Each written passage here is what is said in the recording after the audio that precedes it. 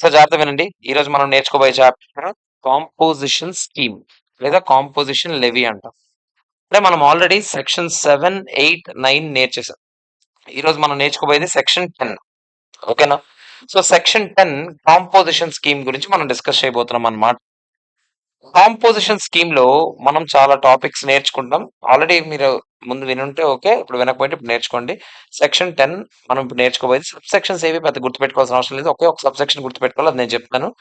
ఇస్తే మిగతా sub sections ఏవి పెద్ద గుర్తుపెట్టుకోవాల్సిన అవసరం కూడా లేదు. సో ఇక్కడ సెక్షన్స్ మీద కాదు, టాపిక్ మీద ఫోకస్ పెట్టండి. ఓకే. సో కాంపోజిషన్ స్కీమ్ మీకు చెప్పాను, ప్రింటింగ్ కొంచెం పైన పడింది, అది ఒకసారి చూసుకోండి. సెక్షన్ 10 అసలు ఏంటి సార్ ఈ స్కీమ్ అంటే, ఇది ఒక సింపుల్ అండ్ ఈజీ స్కీమ్ తీసుకొచ్చారంట్రా. దేనికి తీసుకొచ్చారు సార్ ఈ స్కీమ్? ఇప్పుడు ఎందుకు సార్ అంత అవసరం పడిందంటే, ఏం లేదు, అర్జెంట్ గా అంటే చిన్న చిన్న ట్యాక్స్ పేయర్స్ అందరికి ఈ ప్రతి నెల జిఎస్టీ రిటర్న్స్ చేయడం ఇదంతా కొంచెం తలనొప్పి కాబట్టి, వాళ్ళకి కొంచెం ఈజీగా ఉండాలంటే వాళ్ళ కోసం ఒక స్కీమ్ ఉండాలి కాబట్టి అలా డిజైన్ చేసిన స్కీమే కాంపోజిషన్ స్కీమ్. ఓకేనా? సో స్మాల్ ట్యాక్స్ పేయర్స్ కి ముఖ్యంగా అడ్వాంటేజ్ ఉండడానికనే తీసుకొచ్చిన స్కీమ్ అన్నమాట ఇది. ఇందులో పెద్ద పెద్ద ఫార్మాలిటీస్ ఏమి ఉండవండి. బుక్స్ మెయింటైన్ వీళ్ళకి చాలా, మనం అకౌంట్స్ అండ్ రికార్డ్స్ అని ఇంకో చాప్టర్ చదువుతాం. అందులో చెప్తాను అనమాట. అందరూ కొన్ని కొన్ని బుక్స్ మెయింటైన్ చేయాలి, కాంపోజిషన్ స్కీమ్ వాళ్ళు అయితే మెయింటైన్ చేయక్కర్లేదని చెప్తాను. ఇదంతా ఏంటి, మీరు కొన్ని కొన్ని బుక్స్ మెయింటైన్ చేయక్కర్లేదంటే అది చాలా మీకు రిలీఫేనా కాదా? చిన్న వ్యాపారులు వ్యాపారం మీద ఫోకస్ చేయాలిరా, ఇవన్నిటి మీద ఫోకస్ చేయలేరు కదా. సో అందుకనే వాళ్ళ కోసమే తీసుకొచ్చారనమాట. వీళ్ళ రిటర్న్స్ కూడా చాలా ఈజీగా ఉంటాయి. ఎక్కువ బాక్స్లు ఏమి ఉండవు, మామూలు 15, 16 బాక్సులు ఉంటాయి. వీళ్ళ రిటర్న్స్ లో అయితే అంత ఏమి ఉండదు, చాలా ఈజీగా ఉంటుంది ఇది. అండ్ వీళ్ళు పేమెంట్ క్వార్టర్ అదే పేమెంట్ మంత్లీ చేస్తారు, రిటర్న్ క్వార్టర్లీ చేస్తారు. రిటర్న్ ఈ క్వార్టర్లీ కాదు, ఇయర్ కి ఒకసారి వేస్తారు. అవన్నీ నేను చెప్తాను. నేను పేమెంట్ క్వార్టర్లీ చేస్తారు, రిటర్న్ ఇయర్ కి ఒకసారి వేస్తారు. ఇవన్నీ మాట్లాడతాం మనం. సో ఇన్ని రకాల ఆప్షన్, ఇన్ని రకాల అడ్వాంటేజెస్ ఉన్నాయి కాబట్టి స్మాల్ ట్యాక్స్ పేయర్స్ కి ఇది బాగా పనికొస్తుంది అనమాట ఈ స్కీమ్ అనేది. ఇందులో మంత్లీ మంత్లీ కంప్లైన్సెస్ అయితే ఉండవంట. ప్రతి నెల జిఎస్టీ రిటర్న్ వేయడం అవన్నీ తలనొప్పులు ఉండవు. మరి ఏం చేయాలి ఏంటి అనేది నేను చెప్తాను. ఇందుకు కాంపోజిషన్ స్కీమ్ తీసుకొచ్చారు. ఫస్ట్ అసలు కాంపోజిషన్ స్కీమ్ కి ఎవరు ఎలిజిబుల్, ఇన్ని క్వశ్చన్స్ ఆన్సర్ చేద్దాం ఒక్కొక్కటి. అసలు ఎవరు ఎలిజిబుల్, ఎప్పుడు ఎలిజిబుల్, ఎవరెవరు ఎలిజిబుల్, తర్వాత కొన్ని కండిషన్స్ ఉన్నాయి ఏమేం పాటించాలి, అండ్ అవుట్పుట్ ట్యాక్స్ ఎంత కట్టాలి, ఇన్పుట్ ట్యాక్స్ ఏం చేయాలి, ఇవన్నీ రకాలు చదువుదాం మనం ఇప్పుడు. అందులో ఫస్ట్ క్వశ్చన్, ఎవరెవరు కాంపోజిషన్ స్కీమ్ తీసుకోవచ్చు? ఫస్ట్ ముగ్గురు తీసుకోవచ్చు అంటారా. Manufacturer of goods, goods manufacturing business లో ఉండే వాళ్ళు కాంపోజిషన్ స్కీమ్ తీసుకోవచ్చు అంట. రెండోది ట్రేడర్ ఆఫ్ గూడ్స్. తేడా ఏంటి ఫస్ట్ వాడికి సెకండ్ వాడికి? మ్యానుఫ్యాక్చరర్ అంటే తయారు చేస్తాడు, ట్రేడర్ అంటే అమ్ముతాడు. ఓకేనా? సో వాళ్ళిద్దరికి కాంపిటీషన్ స్కీమ్ కి ఎలిజిబుల్ అంట. And last and final restaurant services నడిపే వాళ్ళు. రెస్టారెంట్ గూడ్స్ అవ్వదు, సర్వీస్ అని నేను ఆల్రెడీ చెప్పాను. ఎక్కడ చెప్పాను?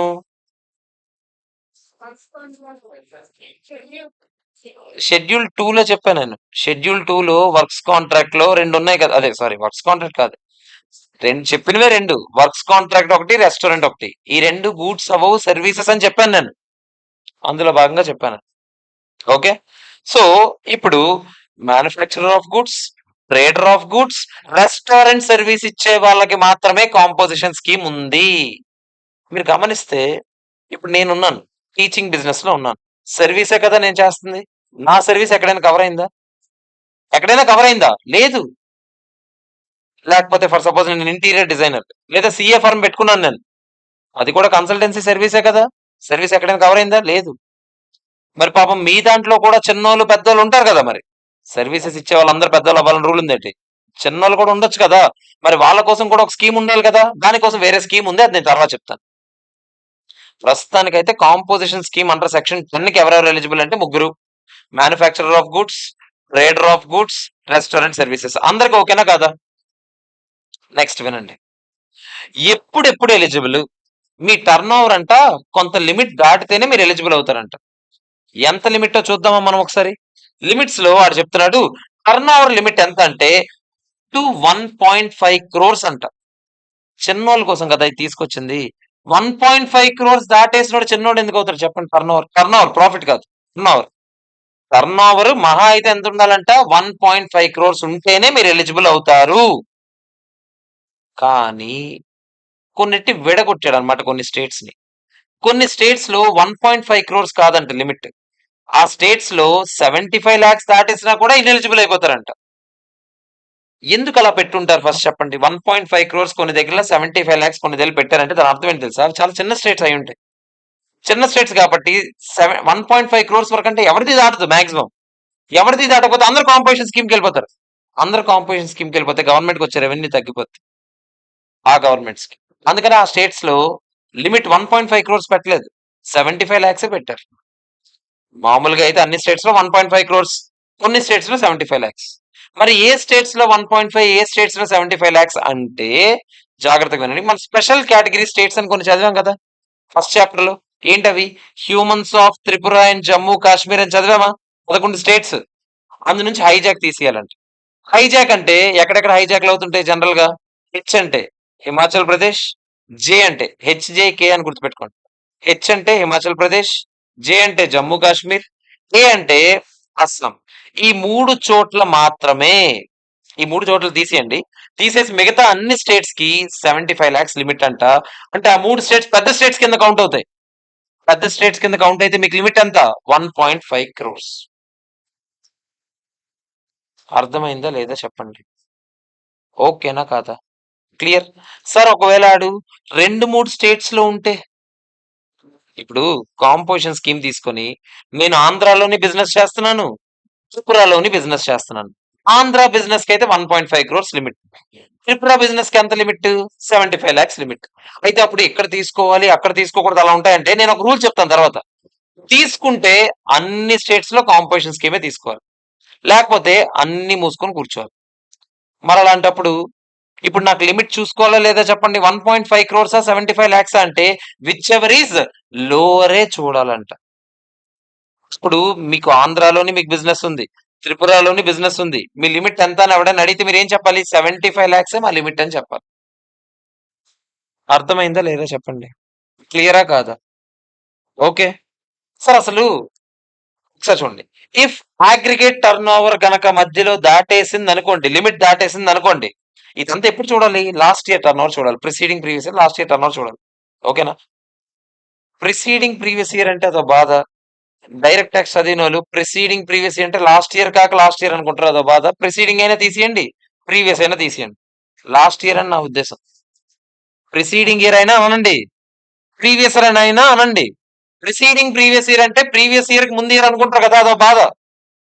ప్రిసీడింగ్ ఇయర్ అనండి సరిపోద్ది. లాస్ట్ ఇయర్ టర్న్ ఓవర్ ఎంత ఉండాలని చెప్పాను? 1.5 క్రోర్స్ వరకు ఉంటే ఈ ఇయర్ ఎలిజిబుల్ అవుతావు. ఈ ఇయర్ ఎంత ఉంటుందో కాదు, లాస్ట్ ఇయర్ టర్న్ ఓవర్ బట్టి ఈ ఇయర్ తీసుకోవాలి. సార్ నేను కొత్తగా రిజిస్ట్రేషన్ చేయించుకుంటున్నాను సార్, మరి నా పరిస్థితి ఏంటి? నువ్వు ఇప్పుడు ఎక్స్పెక్ట్ చేయాలంట. ఏమని ఎక్స్పెక్ట్ చేయాలి? ఈ సంవత్సరం నీ టర్న్ ఓవర్ దాటుతుంది అనుకుంటున్నావు, దాటదు అనుకుంటున్నావా?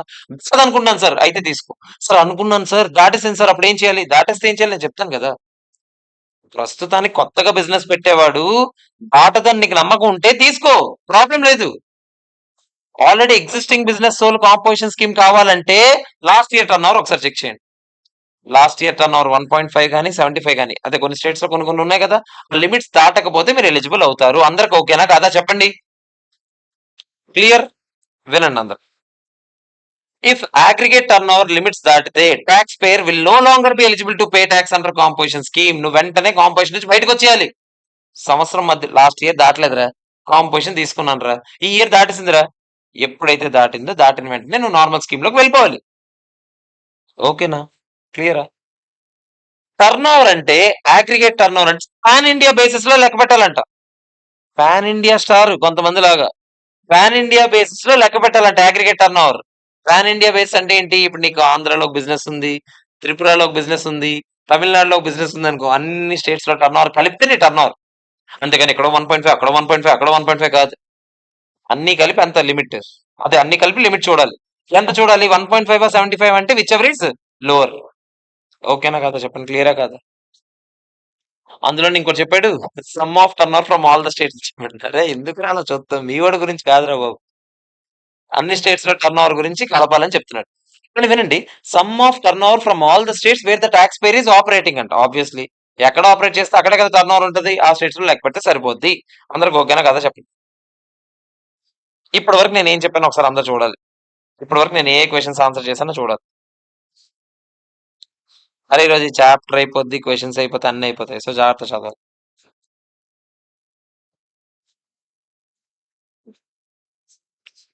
అది రేపటి నుంచి. ఇది 10 కదా! అది 11. ఈ క్వెషన్స్‌లో ఎగ్జామ్షన్స్ ఉండవు. చార్జ్ ఆఫ్ జీఎస్టీలో ఉంటాయి. కాంపోజిషన్ స్కీమ్‌లో ఎగ్జామ్షన్స్ ఉండవు. ఒకసారి నాకు ఫస్ట్ ఎవరి కోసం వచ్చింది కాంపోజిషన్? చిన్నోడి కోసమా? పెద్దోడి కోసమా? చిన్నోళ్ళ కోసం వచ్చింది. కాంపోజిషన్‌కి ఎలిజిబుల్ అవ్వాల్సింది ముగ్గురు. ఎవరెవరు? Manufacturer of goods, trader of goods, restaurant services. Composition scheme కావాలనంటే మీ టర్నోవర్ లిమిట్స్ కొన్ని మేము చెప్తాం. ఎంత ఉండాలి? లాస్ట్ ఇయర్ టర్నోవర్ ఎంత ఉండాలి? 1.5 crores. కొన్ని స్టేట్స్ లో 1.5 కాదు, ఎంత? 75 lakhs. ఏ స్టేట్స్ లో 75 ఉందో చూద్దాం. మిగతావన్నీ 1.5 అని అర్థం. 75 lakhs ఎక్కడ ఉంది? స్పెషల్ కేటగిరీ స్టేట్స్ నుంచి 3 తీసేయాలి. ఏంటి తీసేయాలి? హైజాక్ హిమాచల్ ప్రదేశ్, జమ్మూ కాశ్మీర్, అస్సాం. అదే హిమాచల్ హైజాక్ హెచ్ఏజేకే అని గుర్తుపెట్టుకోండి స్పెల్లింగ్. అప్పుడు హిమాచల్ ప్రదేశ్ ఇక్కడ రాసుకోండి. Special category states minus hijack అని రాసుకోండి. మైనస్ హైజాక్ స్పెల్లింగ్ హెచ్ఏజేకే అని రాసుకోండి. హెచ్ఏజేకే అని రాయండి, గుర్తుపెట్టుకోవడానికి రా. హెచ్ అంటే హిమాచల్ ప్రదేశ్, ఏ అంటే అస్సాము. అరుణాచల్ ప్రదేశ్ కాదు. అరుణాచల్ ప్రదేశ్ కి 75 lakhs, అస్సాంకి అయితే 1.5. అండ్ జేకే అంటే జమ్మూ కాశ్మీర్. అందరికి ఓకేనా కాదా చెప్పండి. క్లియరా కాదా? ఎవరికైనా ఏమైనా డౌట్స్ ఉన్నాయా? టర్న్ ఓవర్ ఎవరని చెప్పాను? పాన్ ఇండియా స్టార్ అని చెప్పాను. అవునా? పాన్ ఇండియా బేస్ లో లెక్క పెట్టాలి టర్న్ ఓవర్. అందరికి ఓకేనా కదా చెప్పండి. ఇయర్ మధ్యలో టర్న్ ఓవర్ దాటితే ఏం చేయాలి? వెంటనే కాంపోజిషన్ స్కీమ్ నుంచి బయటికి వెళ్ళిపోవాలి. ఓకేనా కదా చెప్పండి. క్లియర్? వినండి ఒకసారి. టర్న్ ఓవర్ అంటే ఎలా లెక్క పెట్టాలి? టర్న్ ఓవర్ ఎలా లెక్క పెట్టాలంటే చూడండి ఒకసారి. టర్న్ ఓవర్ అంటే ఏది పడితే చూపించకూడదు, ఫేక్ కలెక్షన్స్ లాగా. సమ్ ఆఫ్ చూడండి ఏవే కలపాలి. Outward supplies. అవుట్వర్డ్ సప్లైస్ అంటే నిజంగా అమ్మినవి, ఎన్ని అమ్మారు అవన్నీ కలపాలంట. ప్లస్ టాక్సిబుల్ అరే అవుట్వర్డ్ సప్లైస్ అంటే టాక్సిబుల్ సప్లైస్, మళ్ళీ అది సపరేట్ గా చెప్పాలి. ఎగ్జెంప్టెడ్ సప్లైస్ కూడా కలపాలంట. ఒరే ఎగ్జెంప్షన్ అంటే ఏంట్రా? సప్లై అవుతుంది కానీ జిఎస్టీలో నెక్స్ట్ రేపు పొద్దున్న మనం నేర్చుకోబోయే 11th సెక్షన్ లో ఎగ్జామ్షన్ అని రాస్తుంది కాబట్టి ఎగ్జామ్షన్. అది ఎగ్జామ్షన్ అవ్వచ్చు, అయినా కూడా టర్న్ ఓవర్ అయినా కదా, టర్న్ ఓవర్ అయినా అంటే కలపాలంట అది కూడా. మూడోది ఎక్స్పోర్ట్స్. బయట కంట్రీకి ఎక్స్పోర్ట్ చేస్తే దాన్ని జీరో రేటెడ్ సప్లైస్ అని అంటారని చెప్పాను కదా ఫస్ట్ చాప్టర్ లో. వాటిని కూడా టర్న్ ఓవర్ అనాలంట, అది కూడా కలపాలంట. ఇంటర్ స్టేట్ సప్లైస్, ఒక స్టేట్ నుంచి వేరే స్టేట్ కమ్మినా కూడా టర్న్ ఓవరే కదా. ఒరే ఇవన్నీ టర్న్ ఓవరేరా. ఓకేనా? క్లియరా కాదా చెప్పండి. అందరూ అవుట్వర్డ్ సప్లైస్ కాదు, అది అవుట్వర్డ్ ఆర్సీఎం సప్లైస్ అని రాసుకోండి. అవుట్వర్డ్ ఆర్సీఎం సప్లైస్ అంటే ఏంటో చెప్తాను. అవుట్వర్డ్ ఆర్సీఎం అంటే ఏంటో చెప్పనా? నేను అమ్మే వాటి మీద రిసిపియంట్ రివర్స్ ఛార్జ్ లో కడుతున్నాడంట. ఒరే కట్టేది ఆడేలే రివర్స్ ఛార్జ్ లో. టర్న్ ఓవర్ నీదా ఆడిదా? నేను అమ్మాను రా, నేను రా క్యాష్ అమ్మాను రా, ఆడు రివర్స్ ఛార్జ్ లో కట్టాడు రా. అమ్మింది నేనే కదా. అవునా కదా చెప్పండి. So reverse charge turn over అయితే నాదే కదా. అవుట్వర్డ్ ఆర్సీఎం వేరు, ఇన్వర్డ్ ఆర్సీఎం వేరు. ఇన్వర్డ్ ఆర్సీఎం అంటే నేను కొన్న వాటి మీద నేను రివర్స్ ఛార్జ్ లో కట్టింది. అవుట్వర్డ్ ఆర్సీఎం అంటే మీరు అమ్మిన వాటి మీద అవతల రివర్స్ ఛార్జ్ లో కట్టింది. అది కూడా టర్న్ ఓవర్ కిందకే కౌంట్ అవుతుంది. అందరికి ఓకేనా కదా? ఇప్పుడు ఏపీజీబీ బ్యాంక్ ఉంది, మీకు చెప్పాను ప్రయారిటీ సెక్టార్ లెండింగ్ సర్టిఫికేట్స్ అమ్ముతుందండి. అవునా కదా? అవతల కొనుక్కుంటే ఆడే రివర్స్ ఛార్జ్ లో కట్టుకోవాలి కదా. చెప్పండి రా. టర్న్ ఓవర్ ఏపీజీబీదా అవతల బ్యాంక్ దా? ఏపీజీబీది. ఓకేనా? క్లియరా? కానీ కొన్ని టర్న్ ఓవర్ అవ్వవని చెప్పాడు. ఏవేవి అవ్వని చెప్పాడు చూద్దాం. Taxes under GST. ఒరే జిఎస్టీలో ట్యాక్స్ అంటే సిజిఎస్టీ, ఎస్జిఎస్టీ టర్న్ ఓవరా? ఒరే నీ దగ్గర నుంచి 100 అమ్మి ఒక వస్తువు 108 రూపీస్ 118 రూపీస్ తీసుకున్న 80 రూపీస్ తీసుకెళ్ళి గవర్నమెంట్కి ఇచ్చేస్తాను, నాదా? అది మరి టర్న్ ఓవర్ అవుద్దా? అవ్వదు. రెండోది ఇన్వర్డ్ ఆర్సీఎం. ఇప్పుడే చెప్పాను, ఇన్వర్డ్ అంటే నేను కొనుక్కున్నావురా అవి, అది నా టర్న్ ఓవర్ అవుతుంది. నేను ఎందుకు అవుతుంది? అవతలది అవుతుంది. అవుట్వర్డ్ నాదిరా, ఇన్వర్డ్ ఆడిదిరా. ఇది ఇంపార్టెంట్ రా. Star marker. Income from interest or discount on loans. మామూలుగా లోన్ ఇచ్చినప్పుడు ఇంట్రెస్ట్ ఇన్కమ్ వస్తుంది కదా. ఇంట్రెస్ట్ ఇన్కమ్ ఈజ్ ఎగ్జామ్టెడ్ అని చెప్పి మనం ఎగ్జామ్షన్ చాప్టర్ లో చదువుతాం. మామూలుగా ఎగ్జామ్టెడ్ అయినా కూడా మనం కలపాలని చెప్పాను కదా, కానీ ఇది మాత్రం కలపకూడదంట. ఇంట్రెస్ట్ ఇన్కమ్ టర్న్ ఓవర్ లో కలపకూడదు.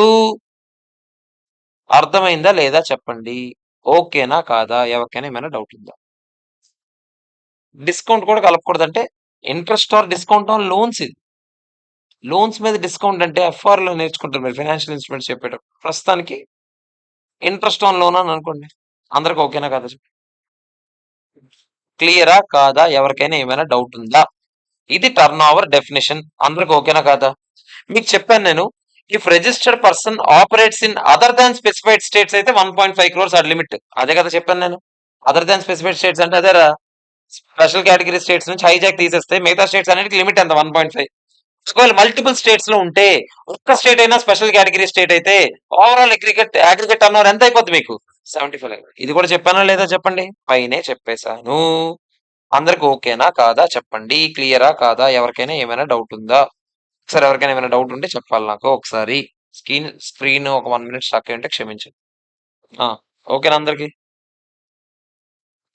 ఎవరికైనా ఏమైనా డౌట్స్ ఉన్నాయి ఇక్కడ వరకు? టర్న్ ఓవర్ అంటే ఏంటో చెప్పండి. All outward RCM supplies, taxable supplies, exports, exempted supplies, inter state supplies. Sir taxable అంటే అందులో ఇంటర్ స్టేట్ ఇంట్రా స్టేట్ రెండు ఉంటాయి కదా, రెండు ఉంటాయి. డెఫినేషన్ చెప్పాడు కాబట్టి చెప్పాను అంతే. ఇది రిజిస్ట్రేషన్ చాప్టర్ లో చెప్పాడు అనమాట డెఫినేషన్, టర్న్ ఓవర్ అంటే ఏంటని. ఇక్కడ కూడా పనికి వస్తుంది కాబట్టి అదే డెఫినేషన్ వాడతాం మనం. అందరికి ఓకేనా? క్లియరా కాదా చెప్పండి కిందకొద్దాం. ఇప్పుడు కాంపోజిషన్ స్కీమ్ తీసుకునే వాళ్ళకి రేట్స్ ఎంత ఉన్నాయి, తక్కువ రేట్స్ ఉన్నాయని చెప్పాను కదా, జిఎస్టీ రేట్స్ ఎంత తక్కువ ఉన్నాయి చూద్దాం. మ్యానుఫ్యాక్చరర్స్ కి అయితే 0.5% ప్లస్ 0.5% అంట. 0.5% సిజిఎస్టీ, 0.5% ఎస్జిఎస్టీ. అంటే ఐజిఎస్టీ అంటే ఎంత? 1 అనకూడదు, అలాగ అనకూడదు. ఎందుకంటే నేను చెప్తాను ఇప్పుడు. ఎందుకంటే వీళ్ళు ఇంటర్ స్టేట్ సప్లైస్ చేయకూడదు అనమాట. కాంపోజిషన్ స్కీమ్ తీసుకుంటే ఇంటర్ స్టేట్ సప్లైసే చేయకూడదంట.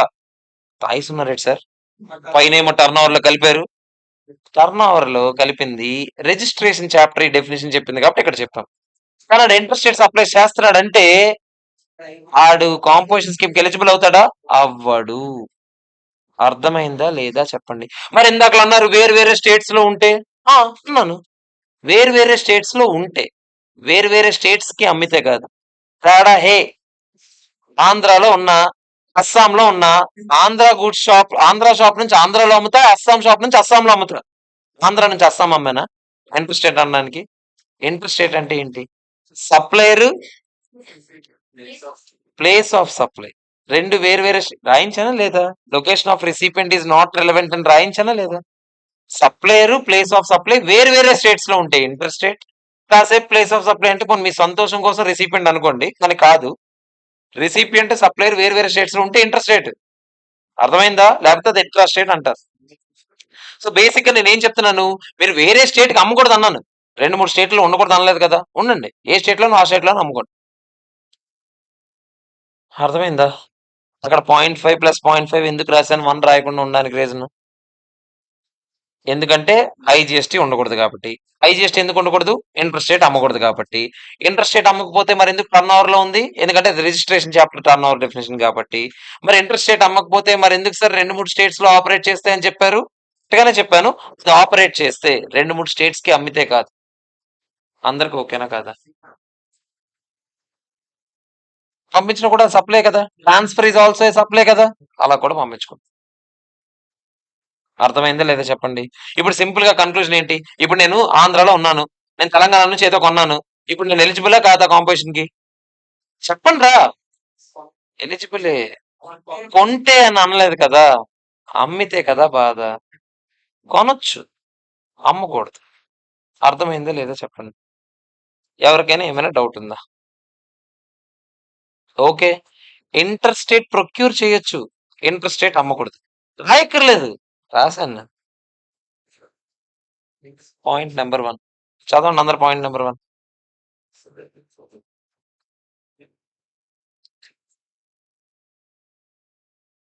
ఓకేనా?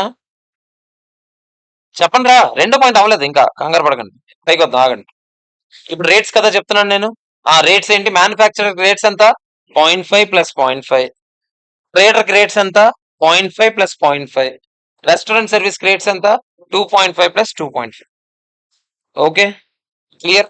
ఓన్లీ రెస్టారెంట్ కి వేరే రేట్ ఉంది, మిగతా వాళ్ళందరూ 0.5 ప్లస్ 0.5. అంటే మీరు అందుకేనా సార్ రెస్టారెంట్కి వెళ్తే 5% జిఎస్టీ వేస్తారని అనుకోకండి. వాళ్ళందరూ కాంపోజిషన్ డీల్ రావాలని రూల్ లేదు, ఎందుకంటే రెస్టారెంట్ మామూలు రేట్ కూడా 5. కాంపోజిషన్ రేటు 5, మామూలుగా రెగ్యులర్ రేటు 5. మరి ఏంటి సార్ లాభం కాంపోజిషన్ వల్ల అని అంటే, కాంపోజిషన్ వల్ల లాభం రేట్లు ఒకటే కాదు కదా, రిటర్న్స్ వేయడము అవన్నీ కూడా లాభాలు, బుక్స్ మెయింటైన్ చేయగలదు, ఇవన్నీ ఉన్నాయి కదా, అవన్నీ లాభాలు ఉంటాయి. ఓకేనా కాదా చెప్పండి, క్లియరా కాదా? ఇప్పుడు ఒకసారి ఇన్ఎలిజిబిలిటీస్ అండర్ కాంపోజిషన్ స్కీమ్, ఒక 3 స్టార్ మార్కులు దాని మొహాన్ని కొట్టండి. కాంపోజిషన్ కి ఎవరెవరు ఇన్ఎలిజిబుల్? ఫస్ట్ ఇప్పుడే చెప్పాను నేను. Interstate supplier of goods or services అందరికి ఓకేనా కాదా? ఇంటర్ స్టేట్ సప్లై చేస్తే గూడ్స్ కానీ సర్వీస్ కానీ మీరు కాంపోజిషన్ కి ఎలిజిబుల్ అవుతారా? అవ్వరు. తర్వాత రెండోది, supplier of services through e commerce operator ద్వారా సర్వీసెస్ సప్లై చేస్తే మీరు కాంపోజిషన్ కి ఎలిజిబుల్ కారు. అంటే ఇప్పుడు మామూలుగా అసలు సర్వీసెస్ ఎలిజిబుల్ కాదు, ఒక్క సర్వీస్ తప్ప. ఏంటా సర్వీస్? రెస్టారెంట్ సర్వీస్ ఈ కామర్స్ ఆపరేటర్ ద్వారా సప్లై చేయడం అంటే ఎగ్జాంపుల్ క్యా హే? జొమాటోలో నేను అమ్మాను అనుకోండి, ఈ కామర్స్ ఆపరేటర్ ద్వారా అమ్మినట్టేనా? జొమాటోలో అమ్మావంటే నువ్వు పెద్దోడివే, నీ కాంపోజిషన్ స్కీమ్ వస్తుందా? రాదు. సార్ క్లౌడ్ కిచెన్ అంటే ఏంటి? జొమాటోలోనే అమ్ముతున్నారు కదా మీరు. జొమాటోలో అమ్మట్లేదు సార్, మేము క్లౌడ్ కిచెన్, నాకు ఫోన్ చేస్తే నేను పంపిస్తాను సార్ అంటే అప్పుడు నువ్వు ఈ కామర్స్ ఆపరేటర్ వాడట్లేదు. ఈ కామర్స్ ఆపరేటర్ ద్వారా క్లౌడ్ కిచెన్ పెట్టావు అనుకో అంటే ఏంటి? జొమాటోలో రిజిస్టర్ అయ్యాను, వాడి ద్వారా అమ్ముతున్నాను. ఇప్పుడు నువ్వు ఎలిజిబులా? ఇన్ఎలిజిబుల్. Composition ineligible. ఒరే నువ్వు బిజినెస్ చేయకూడదని నేను ఏమన్నా అన్నానా? కాంపోజిషన్ అడగంటున్నాను నేను. అర్థమైందా లేదా చెప్పండి. టర్న్ ఓవర్ లేదు, బొక్కలేదు, composition ineligible. Sir inter state supplier అన్నారు కదా, నేను నేను ₹1,00,00,000 స్టేట్ లోనే అమ్మాను sir. Outside the state just ₹100 అమ్మాను సార్. మాకెందుకు? ₹100 అమ్మినా కూడా నువ్వు ఎలిజిబుల్ ఇన్ఎలిజిబుల్? ఇన్ఎలిజిబుల్. బుర్ర ఉంటే ఏం చేయాలి? ఆ 100 అమ్మినట్టు చూపించు బుక్స్ లో ఎక్కడ. అంతే కదా మరి. బ్యాంక్ లో డబ్బులు వేయొద్దని చెప్పు, ఏదో క్యాష్ తీసుకో, ఏదో చేయి మరి. బయట చేస్తారు అలాంటివి, మీరు చేయకండి. ఇప్పుడు చూడండి ఇక్కడ ఏం జరిగింది సార్, అక్కడ ఏదో టీసీఎస్ అని ఉంది. టీసీఎస్ అంటే గుర్తొచ్చింది, పాయింట్ అదేదో మెటల్ స్క్రాప్ అదేదో పార్కింగ్, అది కాదు. ఇన్కమ్ ట్యాక్స్ టీసీఎస్ కాదు ఇది, జిఎస్టీ టీసీఎస్. టీడీఎస్ లో జిఎస్టీ టీడీఎస్ ఉంది, టీసీఎస్ లో కూడా జిఎస్టీ టీసీఎస్ ఉంది. టీడీఎస్ ఏమో సెక్షన్ 51, టీసీఎస్ ఏమో సెక్షన్ 52.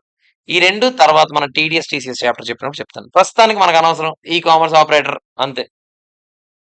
కానీ జాగ్రత్త వినండి, ఈ కామర్స్ ఆపరేటర్ ద్వారా అంటే ఇప్పుడు ఫర్ సపోజ్ నాకు డౌట్, నేను అమెజాన్ లో రాఖీలు అమ్ముతున్నాను, రాఖీ బిజినెస్ చేస్తాను, నేను రాఖీలు అమ్ముతుంటాను, అమెజాన్ లో అమ్ముతుంటాను అనమాట.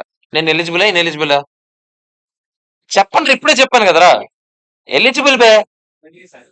సర్వీసెస్ రే, రాఖీ సర్వీస్ ఏట్రే, గూడ్స్ రే. సర్వీస్ అమ్మకూడదు అని అన్నాను, గూడ్స్ అమ్మొచ్చు. అర్థమైందా? గూడ్స్ అమ్మొచ్చు. నాకు డౌట్, ఇప్పుడు నేను రాఖీలు అమ్ముతున్నాను, గూడ్స్ అయితే అమ్మొచ్చు అని చెప్పారు కదా మీరే. నేను రాఖీలు అమ్ముతున్నాను, అమెజాన్ లో ఆర్డర్ ఎవరు పెడతాడో నా చేతిలో ఉంటుందా? వాడు నార్త్ ఇండియా నుంచి పెట్టాడు అనుకోండి ఆర్డర్, మరి రాఖీ నార్త్ ఇండియా వెళ్తుంది కదా. ఇప్పుడు ఇన్ఎలిజిబుల్ అంట నువ్వు. ఇది ఎలా తెలుస్తుంది సార్ ఎలిజిబుల్ ఇన్ఎలిజిబుల్ అంటే? నువ్వు ముందు ఒక డిక్లరేషన్ ఇవ్వాలంట. ఏమని? నేను ఓన్లీ విత్ ఇన్ ద స్టేటే అమ్ముతున్నాను. అప్పుడు మాత్రమే నువ్వు కాంపోజిషన్ ఎలిజిబుల్ అవుతావు. ఒకసారి చెక్ చేయండి పాయింట్ నెంబర్ 2 మాత్రమే చూడండి. ఎంత చండాలంగా చదువుతున్నారో పదాలు. పదం చదివి అక్కడ ఏం చెప్పారో అదే చదవండి. గూడ్స్ మర్చిపోయింటారు సారు, ఫోన్లే నేను గుర్తుపెట్టుకుందాం అని అనుకోకండి. నేను అక్కడ లేదంటే లేదు కాబట్టి లేదని చెప్తాను. అర్థమైందా?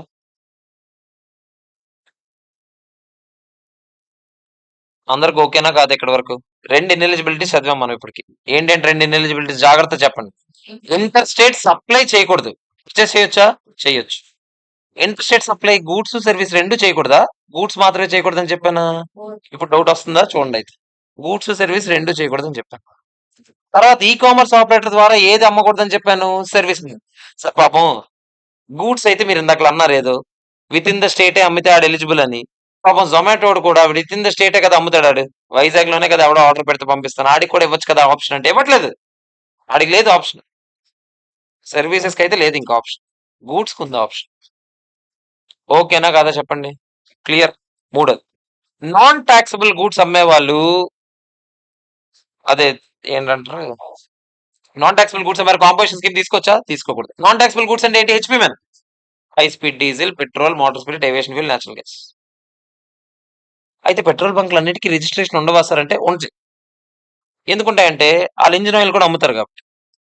ఇంజిన్ ఆయిల్ అమ్మితే రిజిస్ట్రేషన్ చేయించుకోవాలి ఏంటి సార్ అంటే, నేను మామూలు చెప్తాను ఒకసారి వినండి. కాంపోజిషన్ స్కీమ్కి ఎలిజిబులా ఇన్ఎలిజిబులా అంటే, ఫస్ట్ ఆఫ్ ఆల్ చూడండి, ఆడు పెట్రోల్ అమ్ముతాడు, ఇంజిన్ ఆయిల్ అమ్ముతాడు. ఇంజిన్ ఆయిల్ నుంచి ఆడికి వచ్చే టర్న్ ఓవర్ చాలా తక్కువ ఉంటుంది, పెట్రోల్ నుంచి వచ్చే టర్న్ ఓవర్ చాలా ఎక్కువ ఉంటుంది. ఇప్పుడు పలాసలోనే ఒక 15 ఏళ్ల క్రితం రోజుకి 2 లక్షలు, 2 రోజులకి 2 లక్షలు అయ్యేది టర్న్ ఓవర్ పలాసలో. అప్పుడు నాకు తెలిసినప్పుడు టర్న్ ఓవర్, టర్న్ ఓవర్, అది ప్రాఫిట్ మార్జిన్ కాదు, టర్న్ ఓవర్. టర్న్ ఓవర్ వేరు, మార్జిన్ వేరు. ఇప్పుడు మరి ఆబ్వియస్లీ అది వైజాగ్ లాంటి సిటీలో అది కూడా ఈ రోజుల్లో చాలా ఎక్కువ అవుతుంది. ఆబ్వియస్లీ పెట్రోల్ టర్న్ ఓవర్ అయితే కోట్లలో ఉంటుంది. ఓకేనా? ఇంజిన్ ఆయిల్ చాలా తక్కువ ఉంటుంది టర్న్ ఓవర్. ఇప్పుడు చాలా తక్కువ ఉన్నప్పుడు ఒకసారి జాగ్రత్త వినండి. మరి ఇప్పుడు వాడు కాంపోజిషన్ స్కీమ్ తీసుకోవచ్చా తీసుకోకూడదా? ఫస్ట్ ఆఫ్ ఆల్ ఆడు కొన్నింటి మీద జిఎస్టీ కట్టాలి, కొన్నింటి మీద కట్టక్కర్లేదు. ముందు నేను మీకు చెప్పలేదు కదా, ఇక్కడ ఎగ్జామ్టెడ్ సప్లైస్ అంటే ఏంటి? సెక్షన్ 11 లో చెప్పిన ఎగ్జామ్షన్స్ మాత్రం ఎగ్జామ్షన్స్ కాదు. ఎగ్జామ్షన్స్ ఇన్క్లూడ్స్, రాసుకోండి, నిల్ రేటెడ్, నాన్ టాక్సిబుల్ కూడా ఎగ్జామ్టెడ్ సప్లైసే. ఎగ్జామ్టెడ్ సప్లైస్ ఇన్క్లూడ్స్ నిల్ రేటెడ్, నాన్ టాక్సిబుల్. అంటే నిల్ రేటెడ్ అంటే నేను ఇంకా చెప్పలేదు మీకు, జీరో రేట్ అని అర్థం రా. జీరో రేట్ అంటే ఎక్స్పోర్ట్స్ సార్ కాదు, అది జీరో రేటెడ్ రా. జీరో రేట్, జీరో రా, నిల్. జిఎస్టీ రేట్ నిల్ అని అర్థం రా. జిఎస్టీ రేటే లేదని అర్థం. మీకు చెప్పాను ఫస్ట్ చాప్టర్ ఎండింగ్ లో, నిల్ రేట్ అన్నా, జీరో రేట్ అన్నా, ఎగ్జామ్టెడ్ అన్నా, నాన్ టాక్సిబుల్ అన్నా, alcoholic liquor for human consumption అన్నా, షెడ్యూల్ 3 అన్నా వేరు వేరు అని చెప్పానా లేదా? లాస్ట్ లైన్ లో చూడండి ఒకసారి, ఫస్ట్ చాప్టర్ లో లాస్ట్ లైన్ లో, ఫస్ట్ చాప్టర్ లాస్ట్ లైన్ లో అన్ని వేరు వేరు అని చెప్పాను కదరా. అన్ని వేరు వేరు రా. ఓకేనా? ఇప్పుడు చూడండి చూడండి చూడండి చూడండి. అయితే పెట్రోల్ బంకోడు ఆ టర్న్ ఓవర్ కోట్లలో ఉంటదని చెప్పాను కదా. ఆబ్వియస్లీ ఇప్పుడు ఆ టర్న్ ఓవర్ లిమిట్ చెక్ చేసాం అనుకోండి, turn over includes exempted, exempted includes non taxable. So obviously ఆ టర్న్ ఓవర్ దాటేసి ఉంటుందా లేదా? దాటేసి ఉంటది. అంతే కదరా. ఇప్పుడు ఆడు కాంపోజిషన్ ఎలిజిబుల్ అవుతాడా? అవ్వడు. అర్థమైందా లేదా చెప్పండి, క్లియరా కాదు? ఓకేనా? ఒకవేళ దాటకపోయినా కూడా కింద ఎలాగో చెప్పాం కదా మనం, నాన్ టాక్సిబుల్ గుడ్స్ అమ్మే వాళ్ళు కాంపోజిషన్ స్కీమ్ తీసుకోవచ్చా? తీసుకోకూడదు. అందరికీ ఓకేనా కాదా చెప్పండి, క్లియరా కాదా? ఎవరికైనా ఏమైనా డౌట్ చెప్పరా? ఏమన్నా ఏం లేదా? మరి ఎందుకు మాట్లాడుతున్నా సోదిగే? అందరికి ఫస్ట్ 3 పాయింట్లు ఓకేనా కదా? 5వ పాయింట్కి వెళ్తున్నా. 5వ పాయింట్, 4ది కాదు, 5ది. సిటిపికి ఎన్ఆర్టీపీకి కూడా కాంపోజిషన్ స్కీమ్ రాదంట. సిటిపి అంటే మొన్న చదివాం మనం, క్యాజువల్ టాక్సబుల్ పర్సన్. వాళ్ళకి ఆబ్వియస్లీ టర్న్ ఓవర్ దాటదు, చాలా మందికి దాటకపోవచ్చు. అలా రిజిస్ట్రేషన్ వద్దంటే గవర్నమెంట్కి రెవెన్యూ బొక్క. సో వాళ్ళ కాంపోజిషన్ స్కీమ్ ఎలిజిబుల్ కాదంట, మామూలు రిజిస్ట్రేషన్ తీసుకోవాలంట. కాంపోజిషన్ స్కీమ్ మీకు రాదు, నార్మల్ స్కీమే తీసుకోవాలి. సిటిపి అంటే ఏంటి? ఆ స్టేట్ లో వాడికి ఎక్కడా పర్మనెంట్ ప్లేస్ ఆఫ్ బిజినెస్ ఉండదు. ఎన్ఆర్టీపీ అంటే ఇండియాలో ఎక్కడా కూడా పర్మనెంట్ ప్లేస్ ఆఫ్ బిజినెస్ ఉండదు. నాకు తెలిసి ఫుల్ ఫామ్ డెఫినేషన్. ఓకేనా? సో అందరు సిటిపి అంటే ఏంటి, ఎన్ఆర్టీపీ అంటే ఏంటి చూడండి ఒకసారి.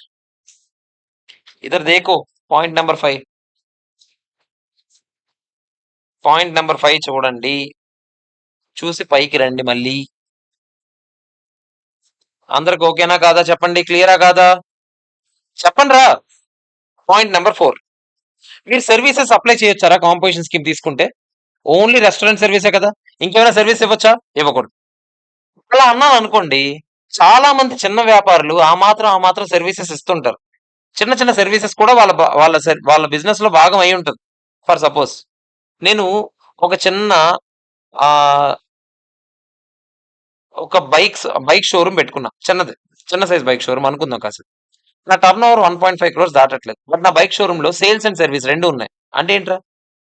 బళ్ళు అమ్ముతాను, రిపేర్ కూడా చేస్తాను.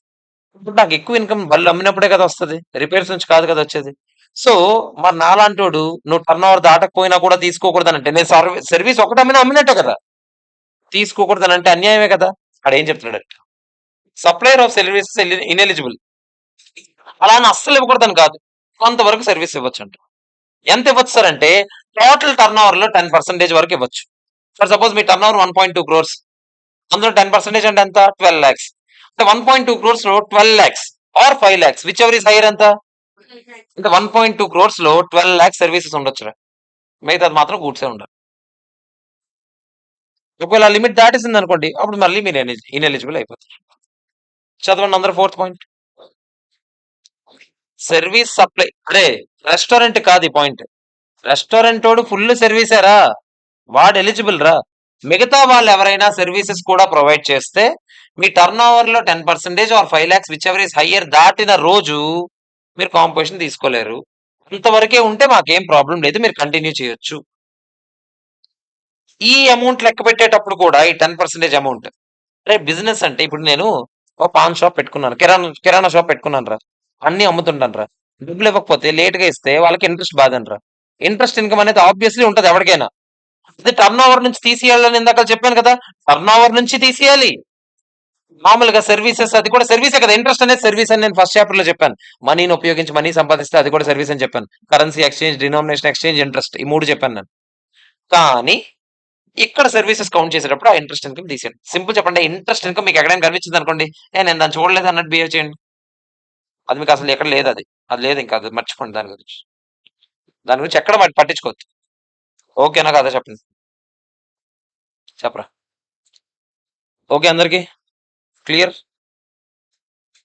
ఒకసారి లాస్ట్ అండ్ ఫైనల్, కొన్ని మ్యానుఫ్యాక్చర్ చేసే వాళ్ళు ఇన్ఎలిజిబుల్ అంటారా కాంపోజిషన్ కి? ఎవరో చూద్దామా. ఐస్ క్రీమ్స్ మ్యానుఫ్యాక్చర్ చేసే వాళ్ళు ఇన్ఎలిజిబుల్ అంట. Pan masala, tobacco, ice cream తో మరి ఇవి ఎందుకు పెట్టాడో మరి నాకు తెలీదు, ఆడు పెట్టాడు. Pan masala, tobacco, aerated water. Aerated water అంటే సోడా ఉన్న ఏ వాటర్ అయినా ఏరేటెడ్ వాటర్. అర్థమైందా? ఓకేనా.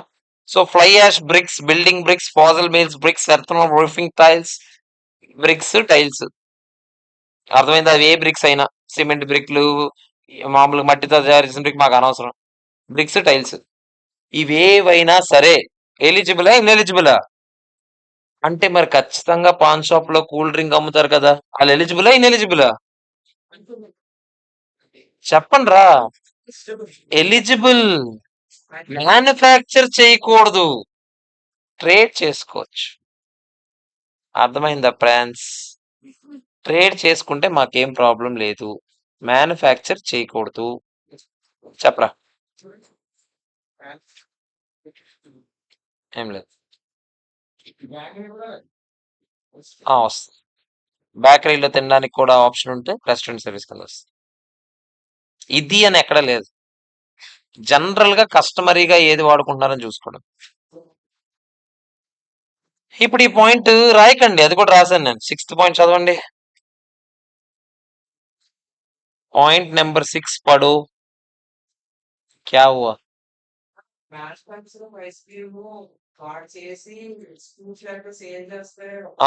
మంచి డౌట్ అడిగాడు. మ్యానుఫ్యాక్చరర్ అంట, ఆడే ఐస్ క్రీమ్ మ్యానుఫ్యాక్చర్ చేస్తున్నాడంట, ఆడే అమ్ముతున్నాడంట. ఆడు మ్యానుఫ్యాక్చరరే కదా, ఇన్ఎలిజిబుల్. అమ్మితే ఏంటి, నాకు మ్యానుఫ్యాక్చర్ చేసాడు ఆడే తింటాడు ఏంటి, మరి ఆడు ఆబ్వియస్లీ అమ్ముతాడు సోదిగా.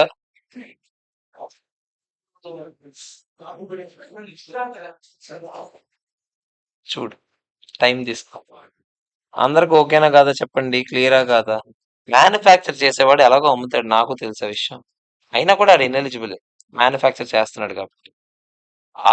వాడు ఓన్లీ ట్రేడింగే చేస్తే ఎలిజిబుల్ అవుతుంది. అంటే ఇప్పుడు నేను హెరిటేజ్ వాడి దగ్గర నుంచి ఐస్ క్రీమ్స్ కొనుక్కొని ఇక్కడ ఒక పార్లర్ పెట్టుకున్నాను అనుకోండి, నేను ఎలిజిబులే. హెరిటేజ్ వాడు మ్యానుఫ్యాక్చర్ చేసి అమ్ముతున్నాడు కదా, ఆడు ఎలిజిబులా కాదు. అర్థమైందా లేదా చెప్పండి. ఏవేవి చెప్పాను? Ice cream, pan masala, tobacco, aerated water, bricks, tiles, shawl. Okay clear. ఎవరికైనా ఏమైనా డౌట్ ఉందా? ఇవి ఇన్ఎలిజిబిలిటీస్ రా. ఒకసారి నాకు కాంపోజిషన్ స్కీమ్ కి రేట్స్ ఏంటో చెప్తారా? 0.5 + 0.5. రెస్టారెంట్ మాత్రమే 2.5 + 2. ఎవరెవరు ఇన్ఎలిజిబుల్ చెప్తారా?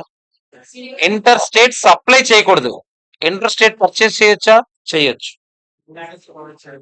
ఈ కామర్స్ ఆపరేటర్ ద్వారా సర్వీస్ అమ్మకూడదు. ఈ కామర్స్ ఆపరేటర్ ద్వారా గూడ్స్ అమ్మొచ్చా? అమ్మొచ్చు, provided with in the state అయితే. నెక్స్ట్, సిటిపికి, ఎన్ఆర్టిపికి ఎలిజిబులా? కాదు. సర్వీసెస్ సప్లై చేస్తే చెయ్యండి. ఎంతవరకు చేయాలి? టర్న్ ఓవర్ లో 10% or 5 lakhs whichever is higher. Non taxable goods అమ్మొచ్చా? అమ్మకూడదు. Manufacturer of ice cream, pan masala, tobacco, aerated water, bricks and tiles, వీళ్ళు కూడా ఇన్ఎలిజిబుల్ అవుతారు. But trader is eligible. అందరికీ ఓకేనా కాదా చెప్పండి. ఎవరికైనా ఏమైనా డౌట్ ఉందా? ఆ! చెప్తా.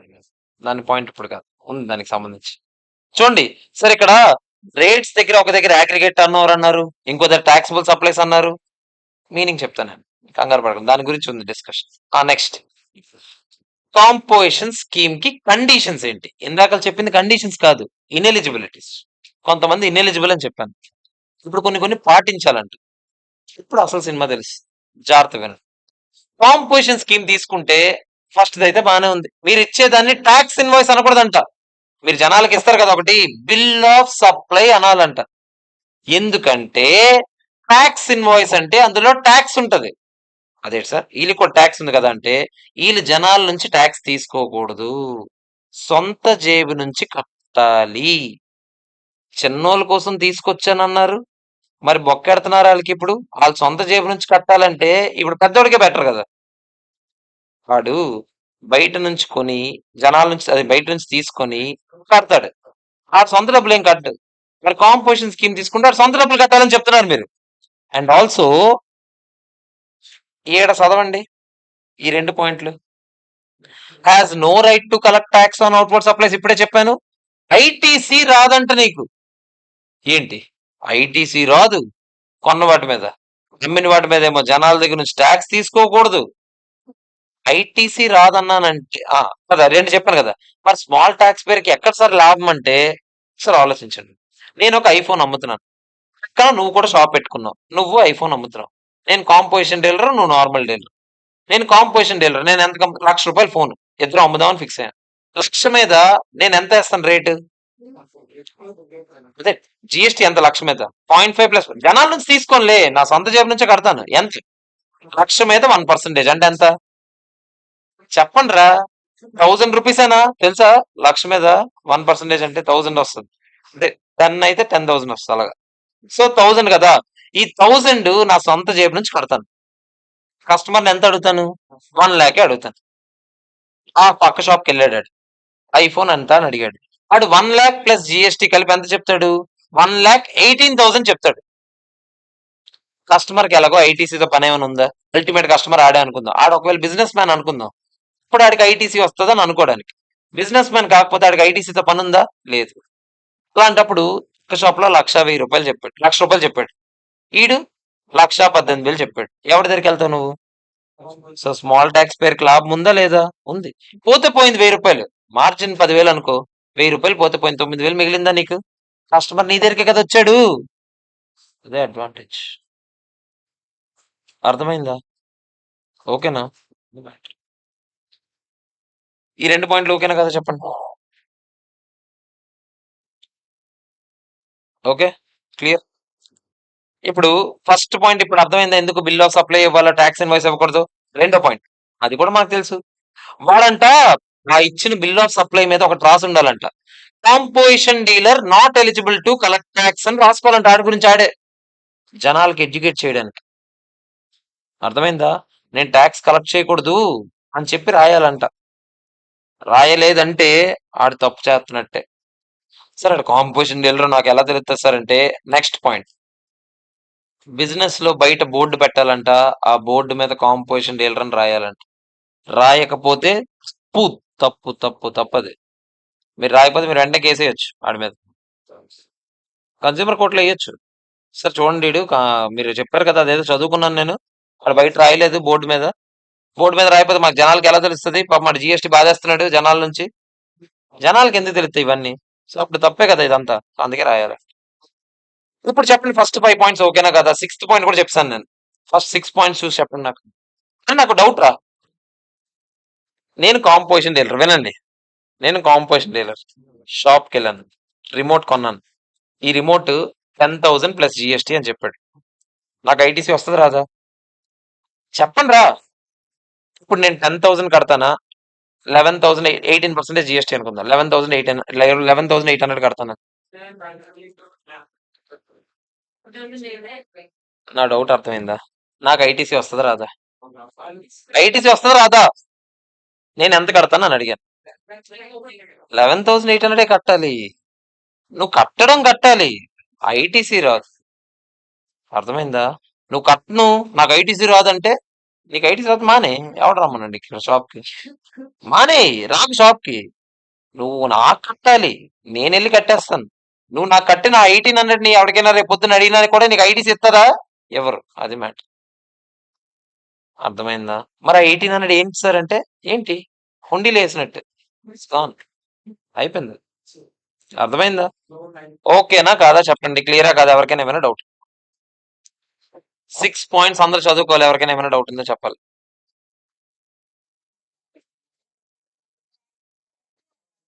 ఏంటి? ఎంత? ఎంత? నాకు అర్థం కాదు. నువ్వేం అడిగావు? ఎంత స్టాక్ ఉన్నా ఇచ్చేయాలి. ఎంత స్టాక్ కొన్నావంటే ఎంత అన్నావు కదా? ఎంతలో అంత కొన్నావంటే నువ్వు చిన్నదాన్ని ఎందుకు అవుతావు అప్పుడు? పెద్ద డీలర్ అయినప్పుడు నీ టర్న్ ఓవర్ కూడా ఎక్కువే ఉంటది కదా. ఇప్పుడు నీ కాంపిటీషన్ స్కీమ్ వస్తుందా? రాదు. ఎలాగో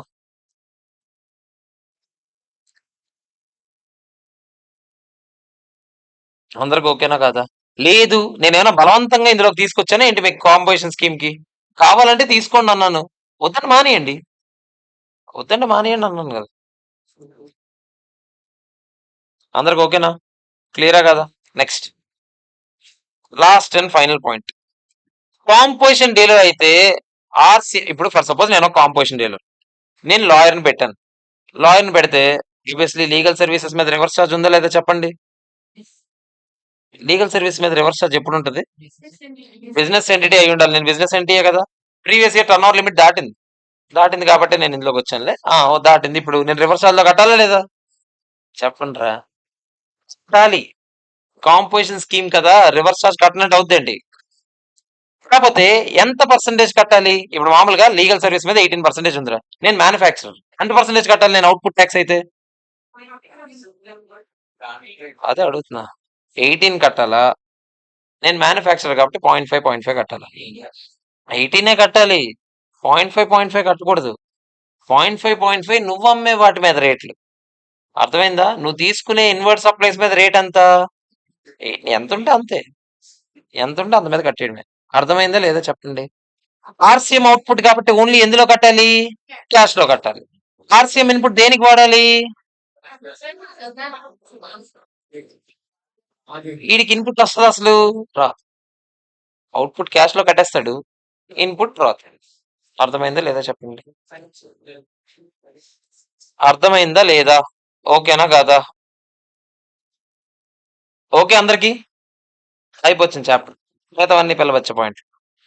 కాంపోజిషన్ డీలర్ కంట థ్రెషోల్డ్ లిమిట్ దాటేసింది అనుకో turnover, composition scheme ఏమవుతురా?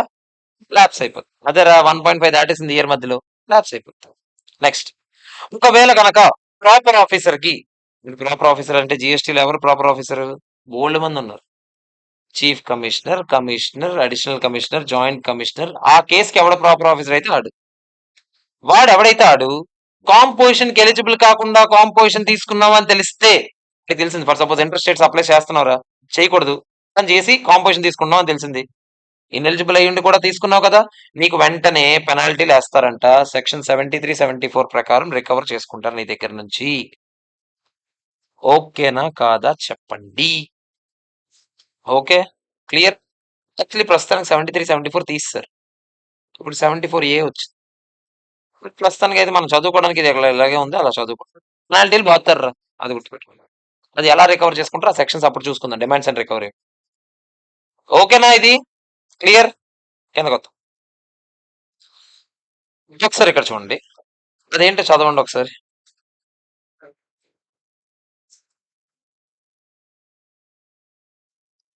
Last నుంచి థర్డ్ లైన్ వరకు ఆపియండి, సప్లైస్ వరకు చదవండి. అది నేను ఆల్రెడీ చెప్పేసానా లేదా చెప్పండి.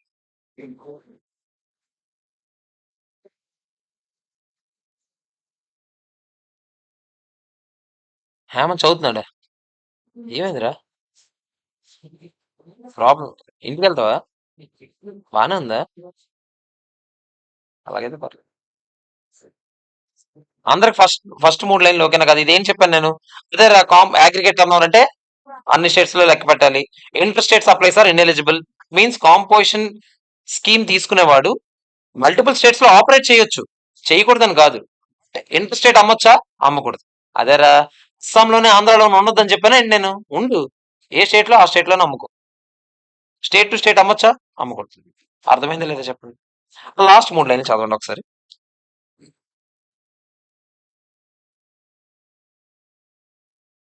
ఆడేమన్నాడంటే ఏం లేదురా ఒకసారి చూడండి. అరే! టర్నోవర్ అంటే ఏంటి అని లెక్క పెట్టేటప్పుడు అదే సారీ టాక్స్ లెక్క పెట్టేటప్పుడు ఫర్ సపోజ్ ఈ సంవత్సరం నేను బిజినెస్ పెట్టానురా. జనరల్‌గా మీకు తర్వాత చదువుకుంటారు రిజిస్ట్రేషన్ చాప్టర్‌లో 20,00,000 దాటితేనే రిజిస్ట్రేషన్ చేపించుకోవాలిరా. నేను బిజినెస్ పెట్టాను. ఫస్ట్ 20,00,000 మనకి ఎగ్జామ్‌లో క్వెషన్ ఇస్తాడన్నమాట. ఈ సంవత్సరం బిజినెస్ స్టార్ట్ చేశాడు. ₹1,00,00,000 అమ్మాడు. కాంపోజిషన్ స్కీమ్ తీసుకున్నాడు. ఎంత టాక్స్ కట్టాలి అని అడుగుతాడు. మనం వెంటనే ₹1,00,00,000 మీద మామూలుగా పర్సెంటేజ్ 0.5 అనుకోండి ఏసీకండి. ₹1,00,00,000 ఫస్ట్ 20,00,000 వరకు వాడు రిజిస్ట్రేషనే తీసుకోపోయుంటాడు. ఎందుకంటే వాడు అవసరం లేదు కదా 20,00,000 వరకు. అసలు తీసుకొని ఉంటే కట్టాలి. మరి అది చెప్పాలి కదా సార్ ఎగ్జామ్‌కి చెప్పడు కొన్నిసార్లు. చెప్పకపోతే మీరు అజంప్షన్ తీసుకోండి. ఏమని? బుర్రున్నోడు ఎవడైనా ఫస్ట్ 20,00,000 వరకు మూసుకొని కూర్చుంటాడు. 20,00,000 దాటితే రిజిస్ట్రేషన్ చేపించుకుంటాడు. రిజిస్ట్రేషన్ చేపించుకున్నప్పటి నుంచి ఎంత అమ్మావు? ₹1,00,00,000 20 తీసేయి. 80 కదా అమ్మావు. ఆ 80 మీద టాక్స్ కట్టించు. ఇదంతా అజంప్షన్. ఎగ్జామ్ కోసం. ఏం లేదు. ఇప్పుడు నేను మొత్తం కలిపి ₹1,00,00,000 అమ్మాను ఈ ఇయర్‌లో. ఇదే నా ఫస్ట్ ఇయర్ బిజినెస్ పెట్టి. నేను రిజిస్ట్రేషన్ ఎప్పుడు చేపించుకుంటాను? 20 దాటాకే కదా చేపించుకుంటాను. ఫస్ట్ 20 వరకు నాకు రిజిస్ట్రేషన్ ఉంటదా? ఉండదు. ఉండదని అనుకోవాలి.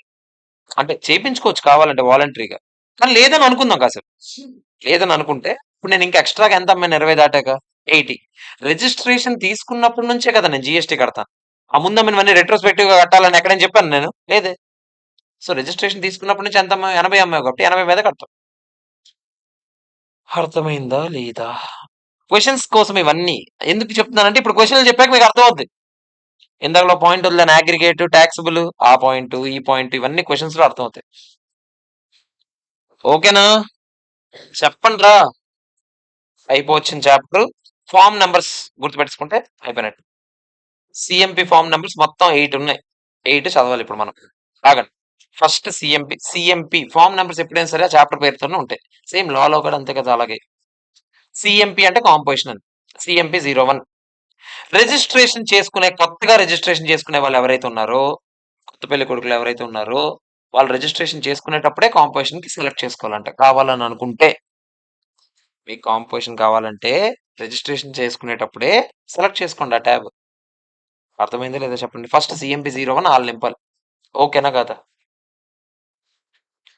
సీఎంపీ 02 ఎవరి కోసం వచ్చింది చూడండి. బట్ ఆల్రెడీ రిజిస్టర్ అయిన వాళ్ళు కాంపోజిషన్ లోకి మారుదాం అనుకుంటున్నారు. అలాంటి వాళ్ళకి సీఎంపీ 02 నింపాలి. సీఎంపీ 01 ఎవరు నింపాలిరా? కొత్తగా. సీఎంపీ 02 ఆల్రెడీ రిజిస్టర్ అయిన. కొత్తగా ఒకడు వస్తే ఆడి ఇయర్ మధ్యలో కూడా రావచ్చు. ఆ ఇయర్ కొత్తగా వచ్చాడు కదా! ఆడి ఇయర్ మధ్యలో రిజిస్ట్రేషన్ అయితే అప్పుడే చేపించుకుంటాడు. కానీ ఆల్రెడీ రిజిస్టర్ అయిన వాడు కాంపోజిషన్ లోకి రావాలంటే ఎప్పుడు పడితే అప్పుడు రాకూడదు. ఇయర్ స్టార్టింగ్ లోనే టైం ఇస్తాం. ఇయర్ స్టార్టింగ్ లో వచ్చావా? వచ్చావు. లేదంటే సచ్చావు. మళ్ళీ ఇయర్ అంతా వెయిట్ చేయాలి. మళ్ళీ నెక్స్ట్ ఇయర్ స్టార్టింగ్ లో నీకు ఆప్షన్ వస్తుంది. Provided previous year turnover దాటకపోతే.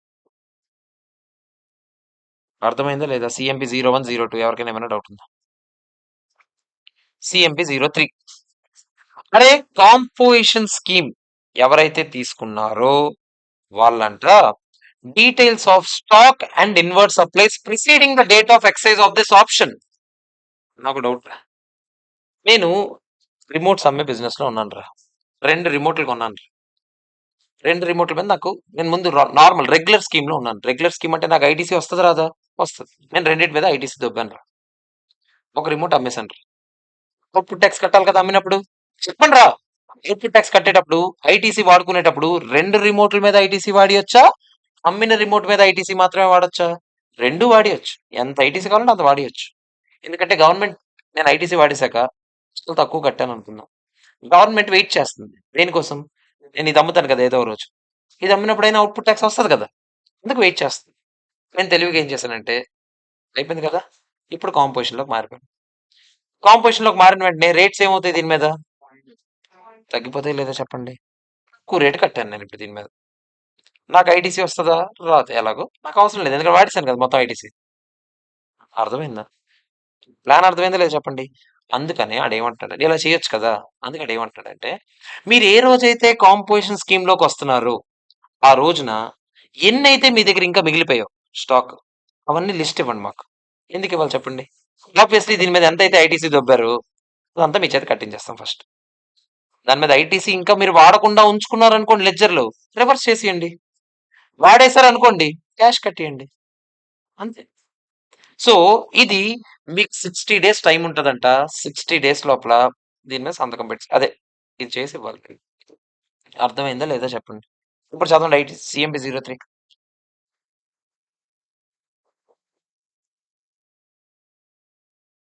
Registered and unregistered అన్నాడేంటి sir అంటే, కన్వర్ట్ అయ్యేవాడికి ఆల్రెడీ స్టాక్ ఉంటది. ఆడు రిజిస్టర్డ్ పర్సన్.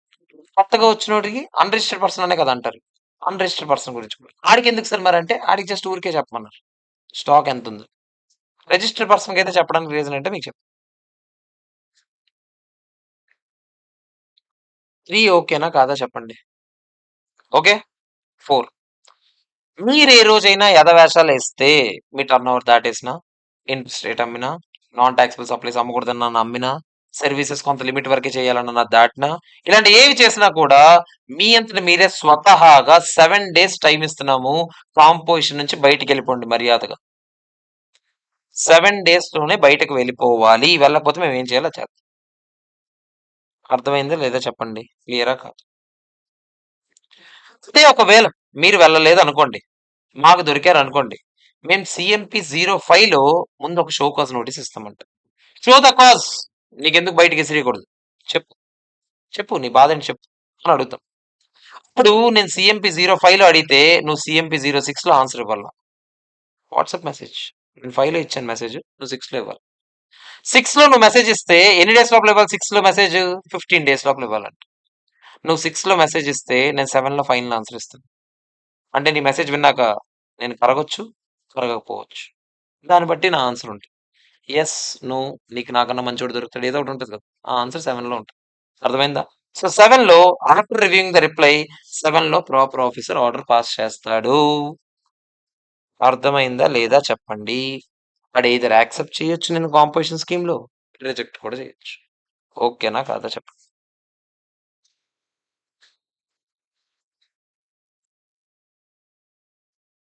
ఏంట్రా బెంజ్ అంటున్నావు? బెంచ్ అంటున్నట్రా నర్సింగ్ గాడు.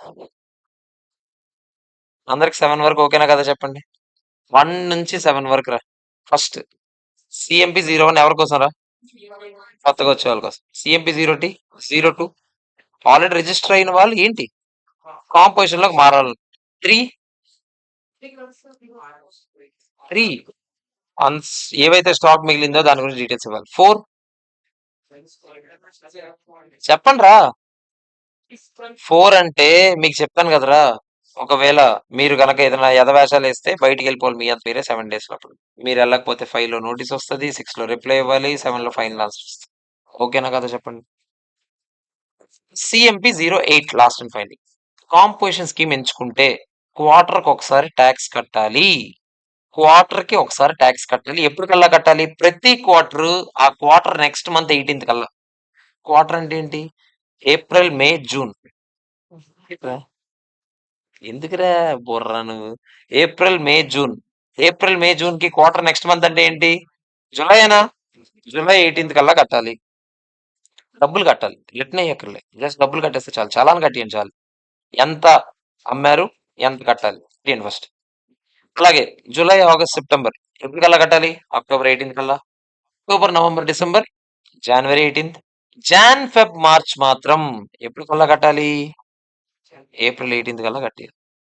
మామూలే అన్నిటికీ అంతే. 18th కల్లా కట్టండి అంతే. మార్చ్ లేదు, గడిద గుడ్డేయట్లేదు.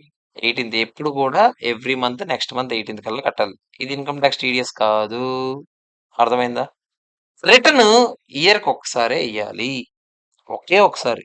ఎప్పుడంట? ఇయర్ అయిపోయిన తర్వాత నెక్స్ట్ ఇయర్ ఏప్రిల్ 30th కల్లా ఎయ్యాలంట. అది మార్చి జూన్ 30థ్‌కి తీసుకెళ్లారు ఇప్పుడు. ఏప్రిల్ 30th ఉండేది ఫస్ట్. జూన్ 30థ్‌కి మార్చారు. అమెండ్‌మెంట్. ఓకేనా? ఏ ఇయర్‌ది నెక్స్ట్ ఇయర్ జూన్ 30 కల్లా ఎయ్యాలి. ఆ ఇయర్ జూన్ 30కి ఎలాగేత్తారు చెప్పండి? మిగతావి ఎలాగమ్ముతారో మనకు తెలీదు కదా! సో, నెక్స్ట్ ఇయర్ జూన్ 30 కల్లా ఎయ్యాలి. అందరికి ఓకేనా కాదా? జీఎస్టీఆర్ 4 రిటర్న్‌కి number. GSTR 04 GST return number 4. CMP 8లో డబ్బులు కట్టానా? రిటర్న్ ఏసానా? డబ్బులు కట్టాను. జీఎస్టీఆర్ 4లో రిటర్న్ ఏసాను. తేడా ఉంది. అర్థమైందా లేదా చెప్పండి. క్లియరా కాదా? ఎవరికైనా ఏమైనా doubt? Okay, clear. Last and final, pen to A notification చెప్పండి డౌట్. నోటిఫికేషన్ 2/2018 పెన్ టు ఏ, ఈ సెక్షన్ ఒకటి గుర్తుపెట్టుకోండి. ఇది ఎవరి కోసం వచ్చిందంటే, ఇందాకలో ఒకళ్ళు బాధపడ్డారు కదా, సిఏ ఫర్మ్ పెట్టుకున్నానండి, నేనేమో ఈగలు తోలుకుంటున్నానండి నాలాగా. ఇప్పుడు ఈగలు తోలుకుంటున్నాను అనుకోండి, మరి నేను చిన్నోడినే, నాకేదో ఒకటి తగలడాలి కదా. నా లాంటి వాళ్ళ కోసం కాంపోజిషన్ స్కీమ్ వచ్చింది. ఈ కాంపోజిషన్ స్కీమ్ లో ఏం చెప్పారంటే, రెఫర్ టు అబౌవ్ అని చెప్పారు. చెప్పి అంటే పైన చెప్పిన సేమ్ పాయింట్స్, అన్ని సేమ్ పాయింట్స్. అంటే మీరు బిల్ ఆఫ్ సప్లై ఇవ్వాలి, జనాల నుంచి డబ్బులు తీసుకోకూడదు, మీ సొంత జేబు నుంచి కట్టాలి, అన్ని సేమ్. మీరు ఇన్ఎలిజిబిలిటీస్ లో ఎవరెవరు ఇన్ఎలిజిబుల్ అవన్నీ సేమ్ రా. మరి ఏంటి సార్ తేడా అంటే, సర్వీసెస్ ఎంతవరకే ప్రొవైడ్ చేయాలని అక్కడ చెప్పాను కదా. ఆబ్వియస్లీ ఇక్కడ సర్వీసెస్ ప్రొవైడ్ చేసే వాళ్ళ గురించే కదా, సో ఆ లిమిట్ ఉండదు ఇక్కడ. ఏది 10% పాయింట్. ఎవరు ఇందాక ఎవరికి ఎలిజిబుల్ 1.5 crores ఆర్ 75 lakhs కదా, ఇక్కడ 50 lakhs టర్న్ ఓవర్ లిమిట్. మరి ఆబ్వియస్లీ స్పెషల్ కేటగిరీ స్టేట్స్ అయితే ఎంత అవుద్ది? 50 lakhs, 25 ఏదైనా 50. ఓకేనా? సో ఏ స్టేట్ అయినా లిమిట్ 50 lakhs. రేట్స్ అక్కడ 0.5 ప్లస్ 0.5, 2.5 ప్లస్ 2.5 ఉన్నాయి కదా, ఇక్కడ 3+3 6% కట్టాలి. మామూలుగా అయితే సర్వీసెస్ మీద రేట్ 18%, వీళ్ళకైతే 3+3. అర్థమైందా? తర్వాత వన్స్ అగ్రిగేట్ టర్న్ ఓవర్ 50 లక్షలు దాటేస్తే ఇంకా నో లాంగర్ నువ్వు ఎలిజిబుల్ అవుతా, అదే ఐ మీన్ బయటికి వెళ్ళిపోవాలి ఇందు నుంచి. సేమ్ అందులో నుంచి బయటికి ఎలా రాలేదా, ఇలాగే వస్తుంది. సేమ్ కండిషన్స్, సేమ్ ఇనెలిజిబిలిటీస్ పైన చెప్పినవి ఇక్కడ కూడా ఉంటాయి. ఎగ్జాక్ట్ గా ఏం తేడా లేదు. అర్థమైందా లేదా చెప్పండి, క్లియరా కాదా, ఎవరికైనా ఏమైనా డౌట్? అందరికి ఓకేనా? నాకు డౌట్ ఉంది, అది చెప్పండి. ఇప్పుడు కాంపోజిషన్ నుంచి నేను నార్మల్ నుంచి కాంపోజిషన్కి వచ్చిన వెంటనే నా పేక పట్టుకొని ఆ స్టాక్ ఎంత మిగిలిందని అడిగారు కదా నాకు. అడిగి నా స్టాక్ మీద ఉన్న ఐటీసీ అంత రివర్స్ చేయించారు కదా, చేయించారా లేదా? మరి నేను నార్మల్ నుంచి కాంపోజిషన్కి వస్తే అదంతా, కాంపోజిషన్ నుంచి నార్మల్కి వెళ్ళాను నేను. కాంపోజిషన్ లో ఉన్నంత కాలం నాకు ఐటీసీ ఇచ్చారా? ఇవ్వలేదే. మరి ఇప్పుడు నార్మల్కి వెళ్ళాక స్టాక్ మిగిలిపోయి ఉంటది, దాని మీద ఎక్కువ రేట్ కడతాను నేను ఇప్పుడు. మరి నాకు ఐటీసీ ఇవ్వాలి కదా, న్యాయంగా మాట్లాడితే. ఇస్తారు. మరి దాని గురించి ఇక్కడ చెప్పలేదంటే, ఇక్కడ చెప్పలేదు, ఐటీసీ చాప్టర్లో చెప్తాను. కానీ 30 days లోపల మీరు రిటర్న్ వేస్తేనే ఇస్తారు.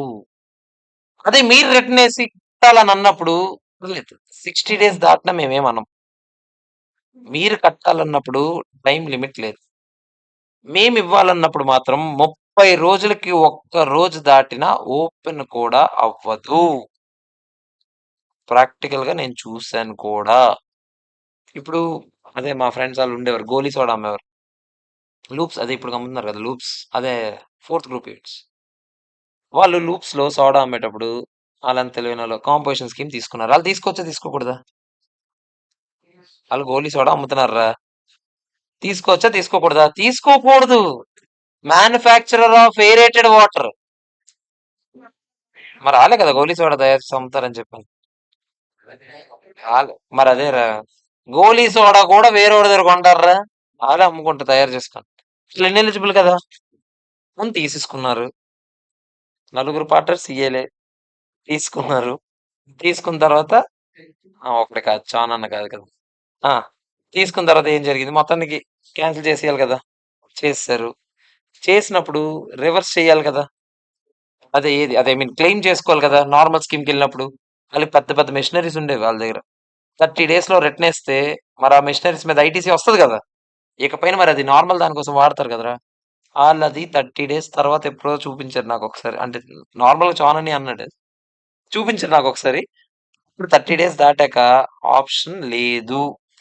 నాకు ఆడి తెలుసు ఈడి తెలుసు అని అన్నారు కానీ ఎవడు తెలిసినా దబ్బరు, లాస్ట్కి ఎవడికి రాదు, అది ఐటీసీ పోయినట్టే. అర్థమైందా? ఓకేనా? అదే మనం రివర్స్ చేయాలన్నప్పుడు మాత్రం టైం లిమిట్ మ్యాండేటరీ కాదు, అడ్వైజరీ. మనం తీసుకోవాలన్నప్పుడు మాత్రం మ్యాండేటరీ. ఓకే, అర్థమైంది కదా, అయిపోయింది. ఇక్కడతో చాప్టర్ సమాప్త హో గయా.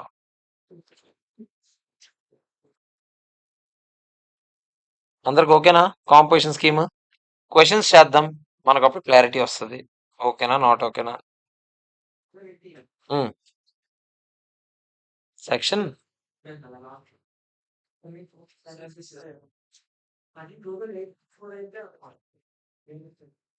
లేదు. అప్పటికి లేదు. నోటిఫికేషన్ 2/2018 ఎప్పుడైతే వచ్చిందో, అదొచ్చింది అక్టోబర్ 2018 ఎప్పుడో వచ్చింది. అప్పుడు కాంపోజిషన్ స్కీమే లేదు. 10(1) ఉంది. 10(2)A తీసుకొచ్చిందయితే 2018 నోటిఫికేషన్ 2 తర్వాత. ఇప్పటి వరకు కాంపోజిషన్ స్కీమ్ అందరికీ కలిపి ఒకలాగే ఉండేది. తర్వాత సర్వీసెస్ కి సెపరేట్ గా ఇది ఇచ్చారు. 3+3. మీ ఫాదర్ అమ్మేది ఏంటి? గూడ్స్ కదా! అప్పుడు నార్మల్ కాంపోజిషన్ స్కీమ్. అది అసలు ఎందుకు వచ్చింది ఇక్కడికి? ఇది ఎవరి కోసం వచ్చింది? 2/2018. ఇది ఓన్లీ సర్వీసెస్ వాళ్ళ కోసం వచ్చింది 2018 లో. 1 జూలై 2017 నుంచే కాంపోజిషన్ స్కీమ్ ఉంది. 2018 లో కొత్తగా పెట్టింది సర్వీసెస్ కోసం, గూడ్స్ కోసం కాదు. అది అప్పటికి ఉంది ఎప్పటి నుంచి. ఓకేనా? చేద్దామా క్వశ్చన్స్? ఎన్ని ఉన్నాయి? తక్కువే, చేసేయచ్చు ఫాస్ట్.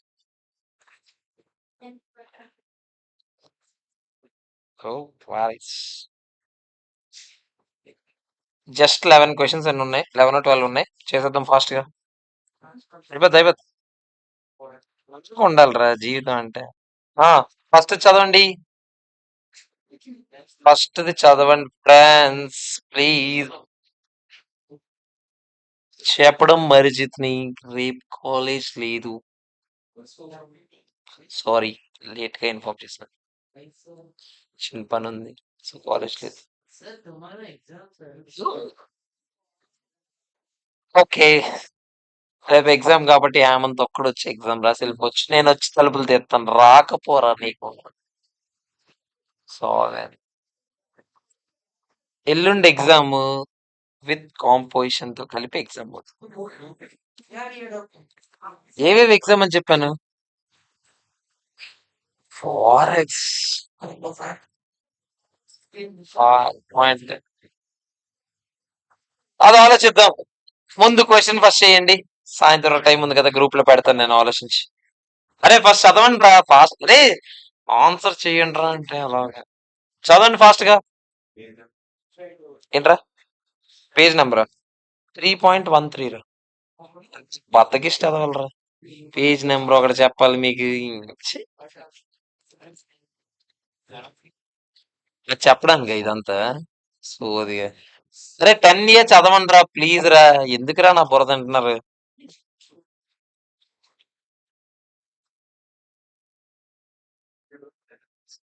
చక్రి అంటే జాతిరత్నాల్లో నవీన్ పోలీస్ టైప్ అనమాట.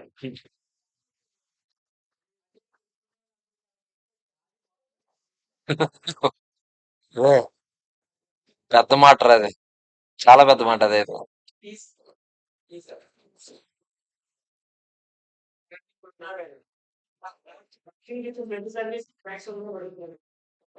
చదవండి. పాయింట్ నెంబర్ ఏ.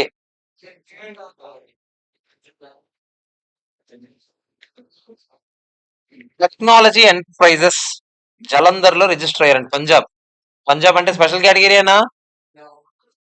కాదు, తెలుసు కదా. పంజాబ్ లేదు స్పెషల్ కేటగిరీ. ఓకేనా? Is engaged in manufacturing computers తయారు చేస్తారంట. వాళ్ళ టర్న్ ఓవర్ ఎంత అంటారా? ప్రిసీడింగ్ ఫినాన్షియల్ ఇయర్ లో వాళ్ళ టర్న్ ఓవర్ 125 lakhs. అంటే 1.5 దాటేసిందా లేదా? దాటలేదు. 1.5 అంటే ఎంత చెప్పండి? 150 lakhs. అందరికి తెలుసు అంటే ప్రాబ్లం లేదు. మీ అందరికి అన్ని తెలుసు కదా. ఇప్పుడు నేను చిన్న క్వశ్చన్ అడుగుతాను. ఇప్పుడు క్యాలిక్యులేటర్ లో నేను 1+ అనుకో 1 into 2 అని కొట్టాను. ఈజ్ ఈక్వల్ టు కొట్టాను. ఎంత వస్తుంది? మళ్ళీ ఈజ్ ఈక్వల్ టు కొడితే ఎంత వస్తుంది కొట్టకుండా చెప్పాలి. 2 వస్తుందా? అంటే 1 into 2 కొట్టి ఈజ్ ఈక్వల్ టు ఎన్నిసార్లు కొట్టినా 2 వస్తుంది. అదే 2 into 1 కొట్టి ఈజ్ ఈక్వల్ టు కొడితే ఎంత వస్తుంది చెప్పండి? రాదు. ఒకసారి కొట్టండి క్యాలిక్యులేటర్.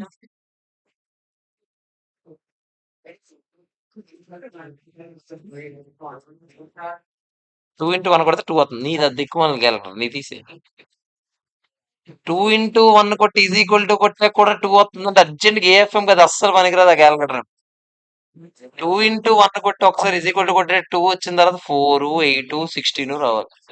అదే 1 ఇంటూ 2 కొట్టాక మాత్రం ఏం రావాలి? 2 రావాలి. ఎందుకు? వస్తుందా? ఎందుకు? వై? ఆ! నిజమే. అదేరా! ఫస్ట్ నువ్వు ఏ నంబర్ అయితే కొట్టావో క్యాలిక్యులేటర్‌కి అదే గుర్తుంటది. అంటే ఫర్ సపోజ్ ఇప్పుడు నేను 5 ప్లస్ 10 అని కొట్టాననుకో. 15 వచ్చిందనుకో. మళ్ళీ ఈజ్ ఈక్వల్ టు కొడితే 5 యాడ్ అవుద్దా? 10 యాడ్ అవుద్దా? 5 యాడ్ అవుద్ది. చెక్ చేసుకో కావాలి. సర్లే ఇప్పుడు ఇవన్నీ ఎందుకు చెప్తున్నాను నేను టైం బొక్కే. ఆ! 125 లాక్స్ అదే మీరు మ్యాథ్స్ గురించి మాట్లాడుతున్నారు అలాగే చెప్తాను. ఆ 125 లాక్స్ చూడండి ఒకసారి ఇప్పుడు ఏం జరిగిందో. అయితే technology enterprises supplies computer systems manufactured by within the state of Punjab only. మంచోడు. With a view to expand the business expand చేద్దామని ఫిక్స్ అయ్యాడంట. రిపేర్ సర్వీసెస్ కూడా ఇద్దామని ఫిక్స్ అయ్యాడంట. ఆడు ఎలిజిబులా కాదా కాంపోజిషన్ కి?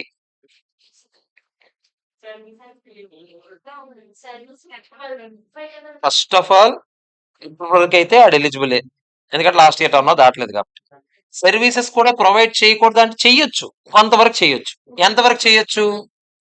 125 లాక్స్ మీద 10% అంటే ఎంత? 12.5 ఏనా? 12.5 over 5 whichever is higher ఎంత? 12. నువ్వు అప్ టు 12.5 వరకు నువ్వేం చేయొచ్చు? సర్వీస్ ఇవ్వచ్చు. సో ఒకసారి చూడండి ఫస్ట్ క్వశ్చన్ ఎంత సొల్లు చెప్పాడంటే ఇదంతా ఏం చెప్పాడు చూద్దాం ఒకసారి. ఫస్ట్ ముగ్గురున్నారు తెలుసు మాకు. తర్వాత అలా సర్వీసెస్ లో ఎంతవరకు ఇవ్వచ్చో చెప్పాడు. తర్వాత కొత్తగా ఒక సెక్షన్ వచ్చింది 10(2)A దీని గురించి ఎందుకు చెప్పాడు? నెక్స్ట్ ఎక్కడైనా అవసరం అవుతుందని చెప్పాడేమో. ఇక్కడ ఏ పాయింట్ చదవండి. ఏ పాయింట్ ఒకటి ఇంపార్టెంట్ మనకు అది చదవండి. చదవండి రా.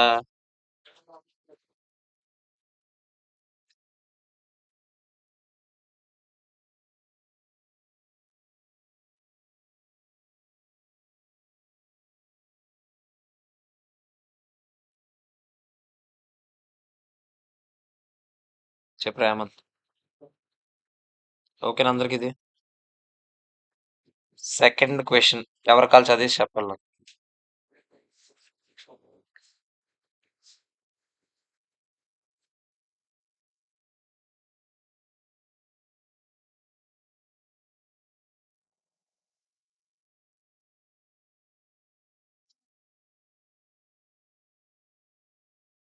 ఏంటి పరిస్థితి?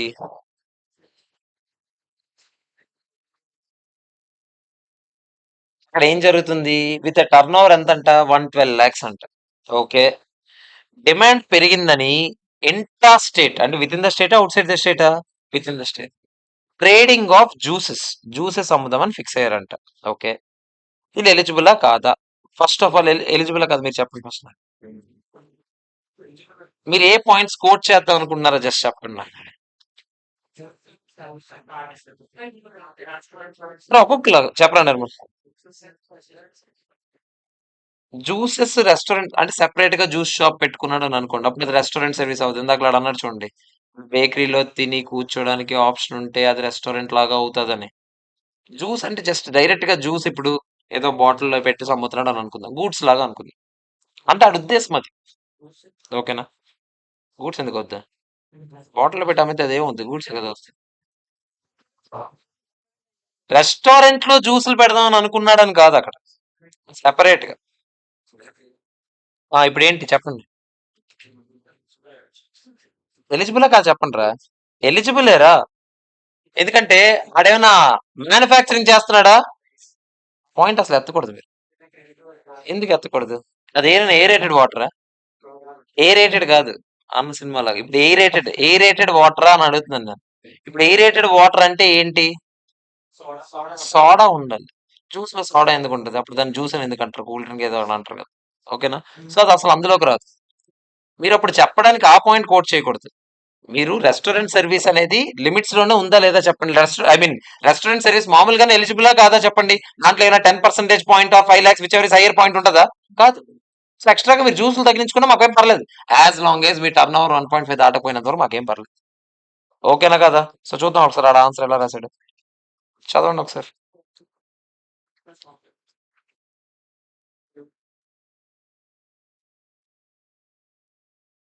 మీరు చెప్పిన పాయింట్ ఏమైనా కనిపిస్తుందేమో చూడండి.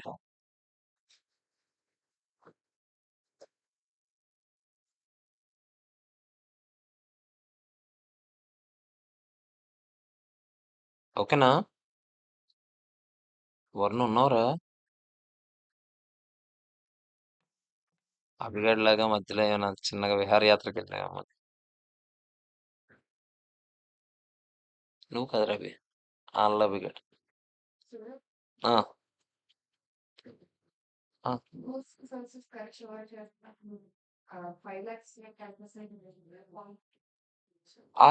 అది ఎక్స్ట్రాగా రెస్టారెంట్ సర్వీస్ కాకుండా ఇంకేదైనా సర్వీస్ ఇద్దాం అనే వాళ్ళ కోసం ఆ పాయింట్.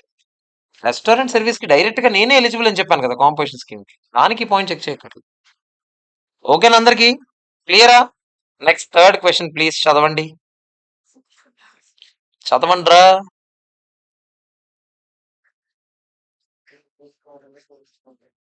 సీతారాం అసోసియేట్స్. ఏంటేమైంది? కూల్ డ్రింక్సా? వస్తా. కూల్ డ్రింక్స్ లో వస్తా. సోడా కొడుతున్నాడు కదా అతను. అది వస్తా.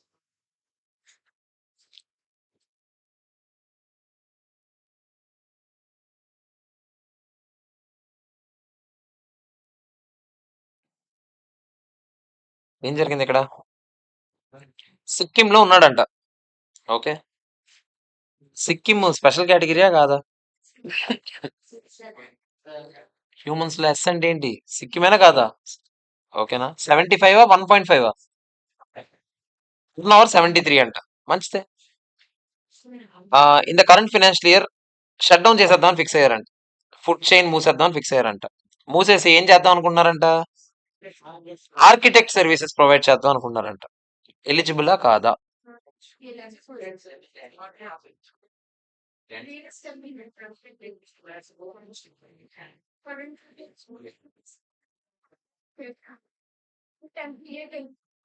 ఆ, రెండోది అవుతుంది. ముందు పాయింట్ అవ్వదు. ఎలిజిబులే. కానీ మామూలు కాంపోజిషన్ స్కీమ్ కి మీరు ఎలిజిబుల్ కాదు. 10-2A కానీ 10-2Aకి వెళ్ళాలంటే 50 lakhs కన్నా తక్కువ ఉండాలి కదా.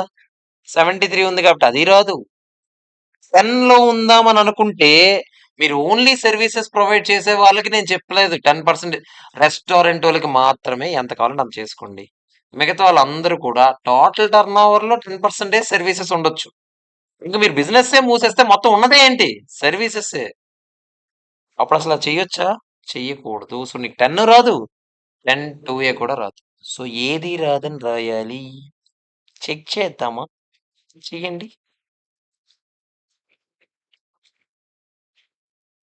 చెప్పు చెప్పు. మెయిన్ సర్వీస్ గూడ్స్ ఏదో ఒకటి ఉండాలి. మెయిన్ సర్వీస్ కాదు. రెస్టారెంట్ సర్వీస్ అయితే ఓకే.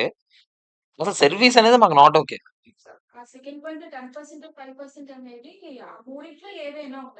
ఏదైనా ఉండాలి. దాంతో పాటు ఎక్స్ట్రాగా అంతే. చెప్పురా హేమలత. Question 1 to 3 questions.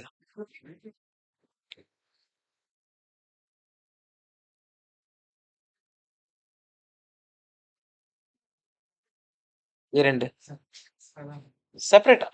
ఆడిది అది మూసి ఇది తీద్దాం అనుకుంటున్నాడు కదా. అది మూసాడు. అది మూసి ఇది స్టార్ట్ చేద్దాం అనుకున్నాడు. ఈ కొత్త దానికి కాంపోజిషన్ వస్తుందా రాదా? ఎందుకు వస్తుంది? ఏ స్కీమ్ వస్తుంది?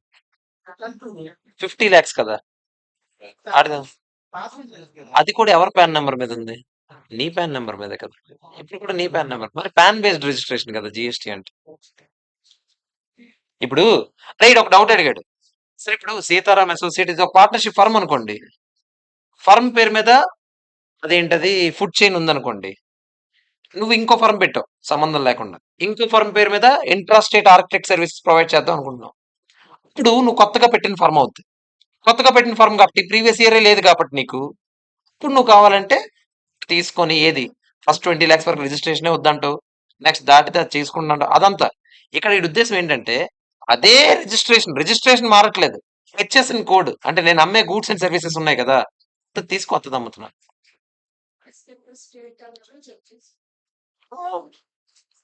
స్టేట్స్ గురించి కదా.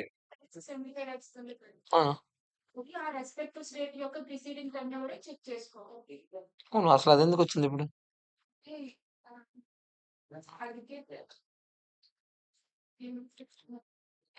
ఇప్పుడు నేను అడుగుతుంది నేను ఆడడిగింది అది కాదు. రిజిస్ట్రేషనే మారిపోయిందని. ఇప్పుడు నేనేమన్నానంటే ఒకసారి వినండి. సార్ ఇప్పుడు మీకు 10 2 రావట్లేదు. ఎందుకు రావట్లేదు? రీజన్ ఏంటి? మీకు లాస్ట్ ఇయర్ టర్న్ ఓవర్ 50 దాటేసింది కాబట్టి. అలా ఉండకుండా ఉండాలంటే సీతారాం అసోసియేట్స్ ఒక పార్ట్నర్‌షిప్ ఫర్మ్ అనుకోండి. లేదా అది ప్రొపరేటర్ అనుకోండి. అది మూసేయండి ఫస్ట్. ఆ బిజినెస్ మూసేయండి పూర్తిగా. ఆ రిజిస్ట్రేషన్ క్లోజ్ చేసేయండి. ఇంకో సంబంధం లేని పాన్ కార్డ్ మీద ఇంకో రిజిస్ట్రేషన్ తీసుకోండి. అంటే ఫర్ సపోజ్ ఇది ప్రొపరేటర్ కదా! ఒక పార్ట్నర్‌షిప్ ఫర్మ్ స్టార్ట్ చేసి నేను, కుమార్ స్టార్ట్ చేసాం. దాని పేరు మీద ఒక రిజిస్ట్రేషన్ చేపించాం. ఇప్పుడు ఫర్మ్ వేరు, ప్రొపరేటర్ బిజినెస్ వేరు కదా! ఫర్మ్‌కి ముందు ఇయర్ ఉందా? ఇదే కదా ఫస్ట్ ఇయర్. ఇదే ఫస్ట్ ఇయర్ కాబట్టి ముందు ఇయర్ ఉందా? లేదు. ముందు ఇయరే లేదు కాబట్టి నేనప్పుడు ఈ ఇయర్‌కి ఎలిజిబులా కాదా? ఎలిజిబులే. ఎలిజిబుల్ కాబట్టి ఆఫ్‌కోర్స్ మధ్యలో ఎప్పుడైనా దాటిందనుకోండి టర్న్ ఓవర్ ఇప్పుడు బయటకొచ్చేస్తాను. అంతవరకు ఎలిజిబులే కదా! Eligible.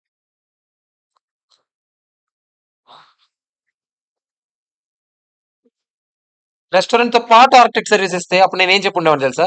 10% of turn over are 5 lakhs whichever is higher వరకు ఇవ్వొచ్చని చెప్పుండేవాడిని. నేను చెప్పిన మూడిటితో పాటు నువ్వు ఎక్స్‌ట్రాగా ఏదైనా ఇస్తే అప్పుడు ఆ పాయింట్ రా. నేను చెప్పిన మూడే లేకపోతే అసలు ఆ పాయింటే లేదురా. అర్థమైందా?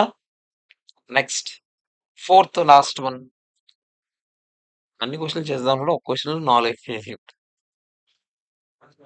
ఫోర్త్ వన్ చదవండి ప్లీజ్. ఉత్తరాఖండ్‌లో ఉన్నారంట.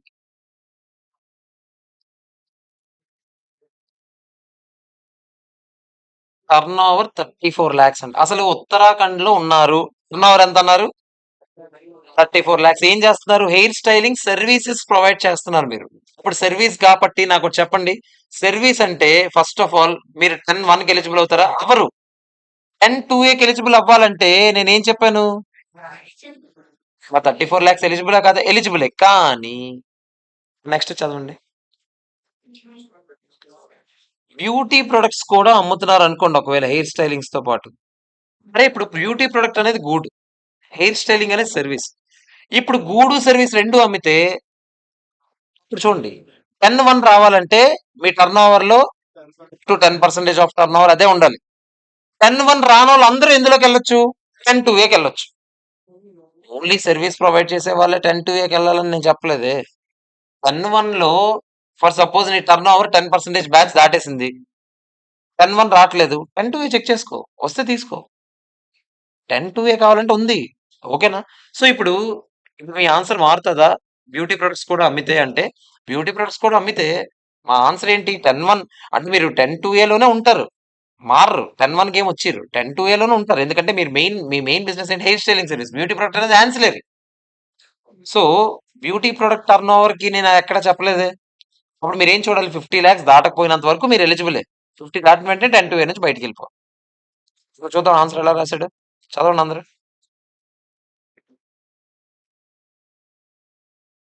నేను ఇప్పుడు చెప్పిన తెలుగు పదాలన్నీ అక్కడ ఇంగ్లీష్‌లో ఉంటాయి చూడండి.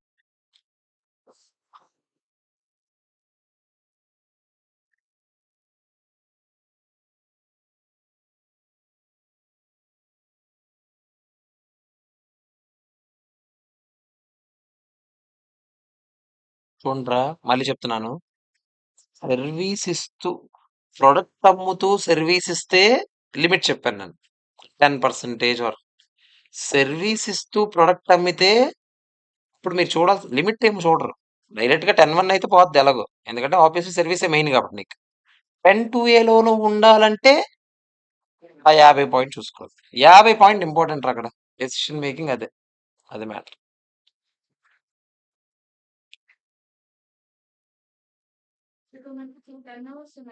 ఆ,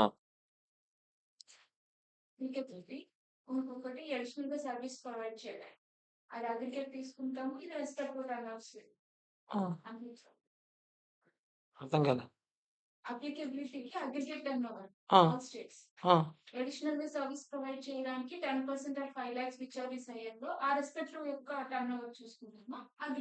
ఏదైనా ఏదైనా అగ్రిగేట్ టర్న్ ఓవర్ ఏదైనా నేను ఎక్కడైనా టర్న్ ఓవర్ స్టేట్ అని చెప్పాను 10%. అదే ఒకసారి అందరూ ఇక్కడ చూడండి. అదే ఒకసారి ఇక్కడ చూడండి. నేను ఇక్కడ చెప్పింది ఏంటో చదవండి ఇక్కడ. ఇక్కడ నేను అన్నది 10% ఆఫ్ టర్న్ ఓవర్ అన్నాను. ఆఫ్ దట్ స్టేట్ అనలేదు. దెబ్బైపోతారు రే. ఆ పర్టికులర్ స్టేట్ తాలూకా టర్న్ ఓవర్ లో 10% అనలేదు నేను. టర్న్ ఓవర్ లో అన్నాను. టర్న్ ఓవర్ అంటే అగ్రిగేట్ టర్న్ ఓవర్. అంటే మొత్తం టర్న్ ఓవర్ మీద. దెబ్బైపోతాం రా. చూసుకోండి జాగ్రత్తగా. రాసుకోండి ఇక్కడ. ఎందుకని మంచిది.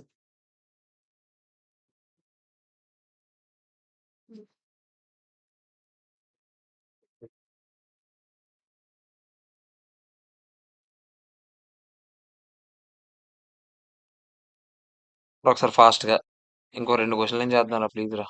11th వన్ చేయండి రా ఒకసారి ప్లీజ్. టైం అయిపోతుంది రా. ఇది ఈజీ రా. మీరు చెప్పేస్తారు ఎలాగో. అది చాలా ఈజీ రా.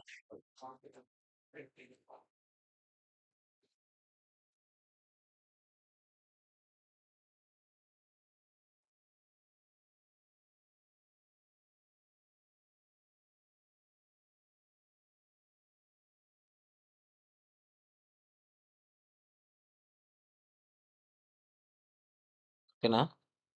ఏంటి అక్కడ జరిగింది. ఒక స్టేట్ లోనంట కాంపోజిషన్ కావాలంట. ఇంకో స్టేట్ లో నార్మల్ కావాలంట. అలా అవుద్దా. అవదని రాశాడు. ఎందుకు అవ్వదని అడిగాడు. ఎందుకంటే యాక్ట్ చెప్పింది కాబట్టి. వాడిది కూడా డేట్ రాస్తాం అందులో. ఏం రాశాడు చూద్దాం ఆగండి reason.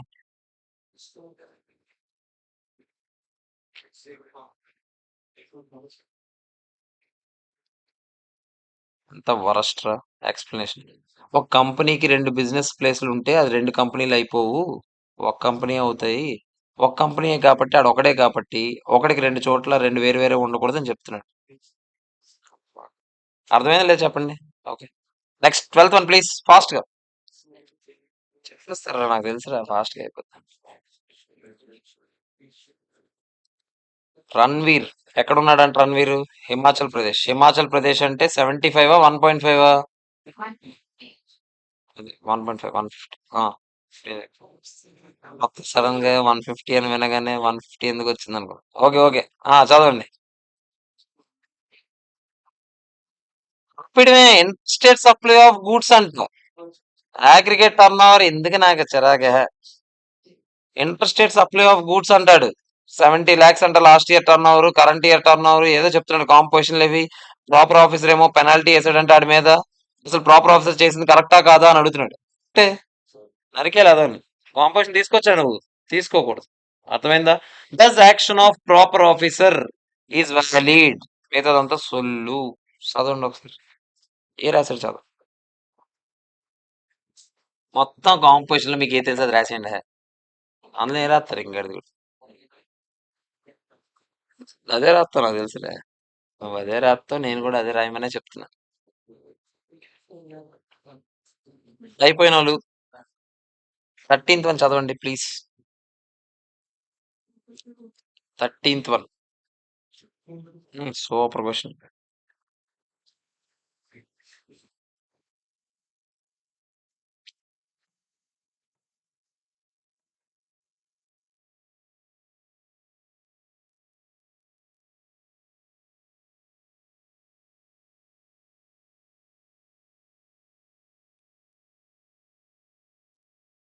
Hello hello hello.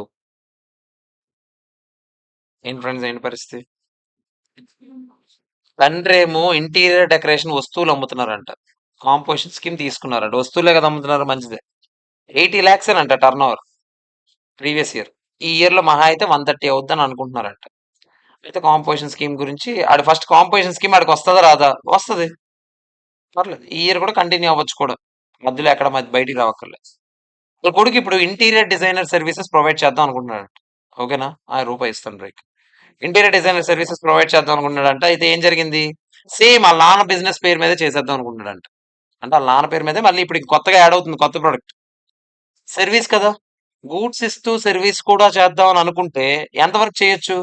10% of turn over are 5 lakhs whichever is higher. ఎంత టర్న్ ఓవర్ ఈ ఇయర్ అచీవ్ చేద్దాం అని అనుకుంటున్నారు. 130. 130లో 10% క్యా హై. 13 or 5 whichever is higher ఎంత. నువ్వు 13 lakhs సర్వీసెస్ ఇచ్చినంత వరకు మాకేం పర్వాలేదు. ఏంది 80 lakhs అయింది ఎందుకు. అది ఎక్స్పెక్టెడ్ ఇంకా. ఎక్స్పెక్టెడ్ అంట. ఇంకా అది అవ్వలేదు. ప్రస్తుతానికి 80 కాబట్టి 80 మీద 10% అంటే 8,00,000 or 5,00,000 whichever is higher అంటే ఎంత 8,00,000 వరకు మీరు ప్రొవైడ్ చెయ్యాలి. అర్థమైందా లేదా చెప్పండి? క్లియర్? చాలేట్రా చాలు. ఇంకొక 2 చేసి ఆపేత్తా. 14th one. 14th one. అంతే కదా! ఆడికి బాగా తెలుసు హేమంత్ గడికి. వెనక నుంచి చూస్తున్నాడు కదా! అదే కదా! లంచ్ ఎందుకు వేస్ట్? అది. I like it. ఇవన్నీ ఎందుకు చేస్తున్నావు? ఈరోజు అయినా ఇన్కమ్ ట్యాక్స్ రిటర్న్ వేయడానికి ఉండాలి నువ్వు నైట్. ఎన్ని యాక్ట్ చేసినా కూడా అవన్నీ ఉండవు. 14th one. ప్రేమ్ ఒక రెస్టారెంట్ నడుపుతున్నాడు. టర్న్ ఓవర్ 120,00,000 లాస్ట్ ఇయర్ మంచిదే. రెస్టారెంట్ తో పాటు ఫుడ్ డెలివరీ కూడా చేద్దామని ఫిక్స్ అయ్యాడు. చిన్న చిన్న రెస్టారెంట్స్, పెద్ద రెస్టారెంట్, చిన్న రెస్టారెంట్. టర్న్ ఓవర్ దాని నుంచి ఒక 5,00,000 వస్తుందని నా ఎక్స్పెక్టేషన్ అంట. 120లో 10% అంత 12 or 5 whichever is higher అంటే 12 వరకు చేయొచ్చు.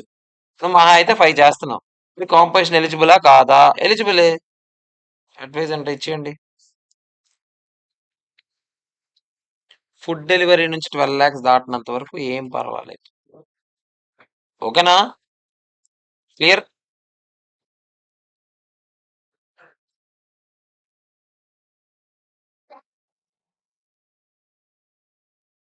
15th one. అయిపోయిన వాళ్ళు సేమ్ క్వశ్చన్.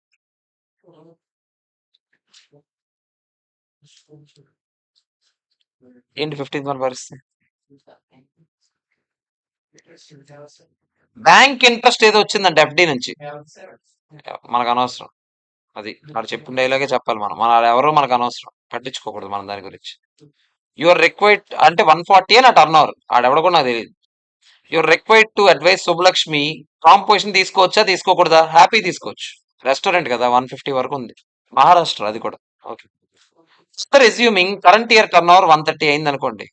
ఫార్మ్ లేబర్ నుంచి మహారాష్ట్ర అదే ఫార్మ్ లేబర్ ఏదో సప్లై చేస్తున్నారంటే ఏదో సెపరేట్ సర్వీస్ ఉంది. లేబర్ సప్లై చేస్తామంట 10,00,000 అంట. బ్యాంక్ ఇంట్రెస్ట్ అనవసరం, అది తీసేయండి అది ఫస్ట్ ఆఫ్ ఆల్. సో ఇప్పుడు మీరు ఎంత ట్యాక్స్ కట్టాలి అని అడిగాడు. నేను మీకు చెప్పాను ఎంత వరకు మీరు సర్వీసెస్ ప్రొవైడ్ చేయొచ్చు అన్నారా? అందరూ 140 కదా లాస్ట్ ఇయర్ టర్న్ ఓవర్. 140లో 10% ఎంత? 14. 14 or 5 whichever is higher ఎంత? 14. 14 వరకు మీరు సర్వీస్ ఇస్తే మాకేం పర్లేదురా. నువ్వు ఇచ్చిన సర్వీస్ ఎంతరా? ఫార్మ్ లేబర్ కి ఎంత సప్లై అయిందిరా? 10,00,000 వచ్చింది. పర్వాలేదు, మాకేం ప్రాబ్లం లేదు. ఇప్పుడు మొత్తం మీద అంటే 130 ఏదో రెస్టారెంట్ సర్వీసా? 130 రెస్టారెంట్ సర్వీస్ మీద, ఈ 10 సర్వీస్ మీద 140 మీద కలిపి నువ్వెంత కట్టాల్సి ఉంటది?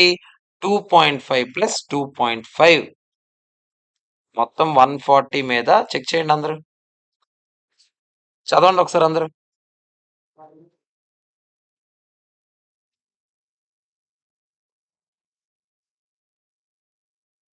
చెప్పరా కార్తిక్, చెప్పరా డౌట్.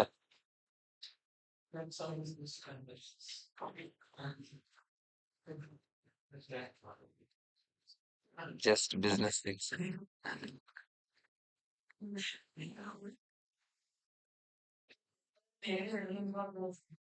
ఎందుకు అలాగా?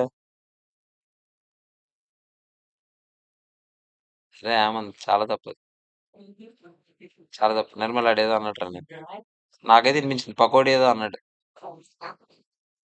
నేను కరెక్ట్గా ఏం లేదు కానీ అది అలా ఏదో వచ్చింది. ఇది ఓకేనా? తర్వాత ఓకే చాలు ఈ రోజుకి. మిగతావి మనం రేపు, అదే రేపు కాదు ఎల్లుండి కాదు, ఈ రోజుకి సమాప్తం.